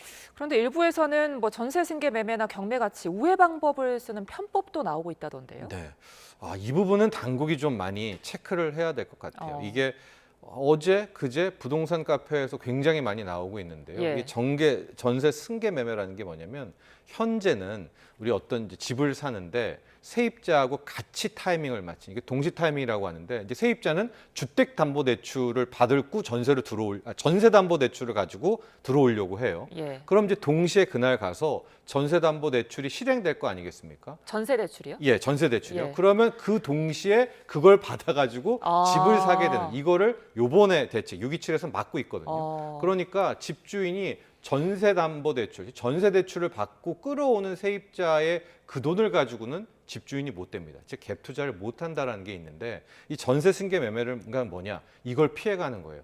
이제 어떤 원래 집주인이 있고 새로 집을 살려는 사람이 있어요. 이런 새로 살려는 사람이 집주인한테 미리 전세를 받으라고 하는 겁니다. 네, 그러면 이 집주인은 그 새로 들어오는 세입자가 전세담보대출을 받고 들어와도 자기는 상관이 없죠. 이미 집주인이니까. 예. 그럼 일단 전세는 끼고 들어왔죠. 그럼 이제 새로운 집주인이 들어온 이미 전세대출을 받고 들어온 세입자를 승계해가지고 집주인이 되는. 그러니까 당국에 이게 강한 제약을 내놔도 그걸 피하는 또 편법이 나오고 있는 거고요. 이번에 또 강력하다고 느껴진 게 주담대를 받으신 분들, 주택담보대출을 받아서 집을 살려는 분들은 6개월 내에 전입을 해야 되는 거거든요. 근데 이거는 전입까지 돼 있고 얼마를 살아야 된다는 이야기가 없잖아요. 그래서 어떤 편법이 또 이제 고민 막 여러 가지 회자가 되냐면 일단 주담대를 받아가지고 집을 산 다음에 거기로 주소지를 전입하는 거예요. 그 다음에 한 2주 있다가 빼는 거예요. 근데 전입은 했잖아요. 빼고 나오는 이 부분에 대해서는 또 후속 대책이 언급이 없기 때문에 거기를 또 시장이 들어가고 있는. 그러니까 지금 말씀드리려는 게 이제 이렇게 아무리 강력한 걸 내놔도 시장은 또 그 말꼬리 하나 그 틈을 비집고 또 우회하는 부분들이 있어서 당국은 이걸 하나를 딱 내놓고 이게 끝났다라고 하지 말고 시장에서 펼쳐지고 있는 또 이런 부분들도 세세하게 좀 챙겨야 되지 않을까 이런 생각을 해봅니다. 예, 지금 전세 시장도 혼란을 겪는 분위기인데 여기도 좀 정리를 해주실까요? 네, 지금 당국이 의외로 지금 뭐라고 해야 될까요? 타이밍을 잘 잡았다라고 볼 수가 있는 게 당초에 이렇게 6억으로 주담대를 끊었을 때 마냥 큰 우려가 전세 대란이었거든요. 왜냐하면 전세 대란, 전세값이 올라가는 것은 전세 매물이 귀해지고 전세 수요가 많아질 때 전세값이 올라가잖아요. 근데 집을 사려는 수요를 막으니까 다 전세로 가게 되고 전세 수요가 많아지면서 전세값이 올라간다. 이제 이 논리, 이 걱정이었는데 이 동시에 지금 강남 쪽 서초구에 뭐 잘 아시겠지만 대단지 메이플자이가 이제 등장을 하게 돼서 등기를 쳐야 되거든요. 근데 앞서도 얘기했지만 전세 대출을 들어오고 나서 자기가 집주인은 못 되잖아요. 그러니까 어떤 일이 펼쳐지고 있느냐. 이 메이플자이에서 아예 대출 안 받고 현금으로 전세를 들어오는 그런 세입자가 있다면 뭐 2, 3억씩을 깎아주는 형태. 그러니까 오히려 전세값이 오르는 게 아니라 떨어지고 있는 그런 국면이 펼쳐지고 있고 예. 이렇게 강남 서초구 한복판에서 메이플자이가 전셋값을 크게 떨어뜨리니까 이게 전반적인 전셋값을 떨어뜨리는 그런 효과가 나오고 있습니다. 그래서 네. 이 부분은 당국도 오히려 좀 긍정적인 효과긴 한데 이게 다 끝나고 났을 때, 이 메이플자이 입주장이 끝나고 났을 때 이제 알게 되는 그런 전세들에 대한 우려는 분명히 염두를 해둬야 되겠고, 저는 빨리 이 빌라 전세 시장 있잖아요. 예. 이걸 어떻게든 당국이 좀 활성화를 시켜야 되지 않나 보고 있습니다. 지금 사람들이 다 아파트 전세로 가면서 예. 오히려 더 이 전세 대란을 일으키고 있거든요. 좀 더 안정적인 빌라 전세에 대한 것들을 해법을 좀 내놓는다면 이 전세에 대한 수요가 빌라와 아파트로 좀 나눠질 수 있지 않을까 또 이런 생각도 해봅니다. 알겠습니다. 자, 지금까지 경제 현황 정철진 경제평론가와 함께 짚어봤습니다. 고맙습니다. 네, 현재 서울은 38.5도까지 치솟으며 폭염이 맹위를 떨치고 있습니다. 지금 얼마나 덥냐면요. 제가 이렇게 방송을 준비하면서 치즈를 한번 이렇게 올려놔 봤는데 너무 흐물흐물해져서 포장지를 뜯을 수 없게 된 모습이고요. 또 이렇게 후라이팬에 또 햄도 한번 올려놔 봤습니다. 햄은 아직은 익지 않았지만 후라이팬은 상당히 뜨거워진 모습을 또 확인할 수 있습니다. 제가 또 앞으로 중계가 2번 정도 더 남았는데 이 변화를 잘 지켜보면서 폭염의 기세가 얼마나 강력한지 한번 살펴보도록 하겠습니다. 현재 전국 대부분 지역에 폭염특보가 내려져 있습니다. 앞으로 기온이 조금 더 올라서 36도까지 오르면 서울은 역대 3위 안에 드는 7월 더위로 기록되겠고요. 또 37도까지 오른다면 7월 상순 기준 1위로 기상 관측 이래 118년 만에 가장 더운 7월 상순 더위를 경신할 가능성도 있겠습니다. 서쪽 지방을 중심으로 폭염 경보가 발효 중인 가운데 수도권 곳곳에서는 기온이 37도 안팎으로 치솟아 있습니다. 경기 의왕은 38.3도, 강원 영월 36.4도로 기온이 크게 치솟았습니다. 반면 동풍이 바로 닿는 동해안 지방은 강릉이 30도 등 어제보다 많게는 5도가량 내려가며 폭염특보가 완화되거나 해제될 가능성이 있겠습니다. 고온이 나타나는 서쪽 지방을 중심으로는 오후부터 소나기 예보가 나와 있습니다. 양은 5에서 60mm로 지역 간의 강수 편차가 크겠습니다. 남은 한 주간 하늘은 대체로 맑겠지만 서쪽 지방을 중심으로는 뜨거운 날씨가 계속될 전망입니다. 서울 등 서쪽 지방은 그야말로 펄펄 끓고 있습니다. 이렇게 폭염이 강화할 때는 짧은 시간에 야외 활동도 위험할 수 있으니까요. 여름철 건강관리에 각별한 주의가 필요하겠습니다. 지금까지 광화문 광장에서 YTN 정수현입니다. 네, 이상으로 화요일 뉴스나우 마칩니다. 여러분 고맙습니다.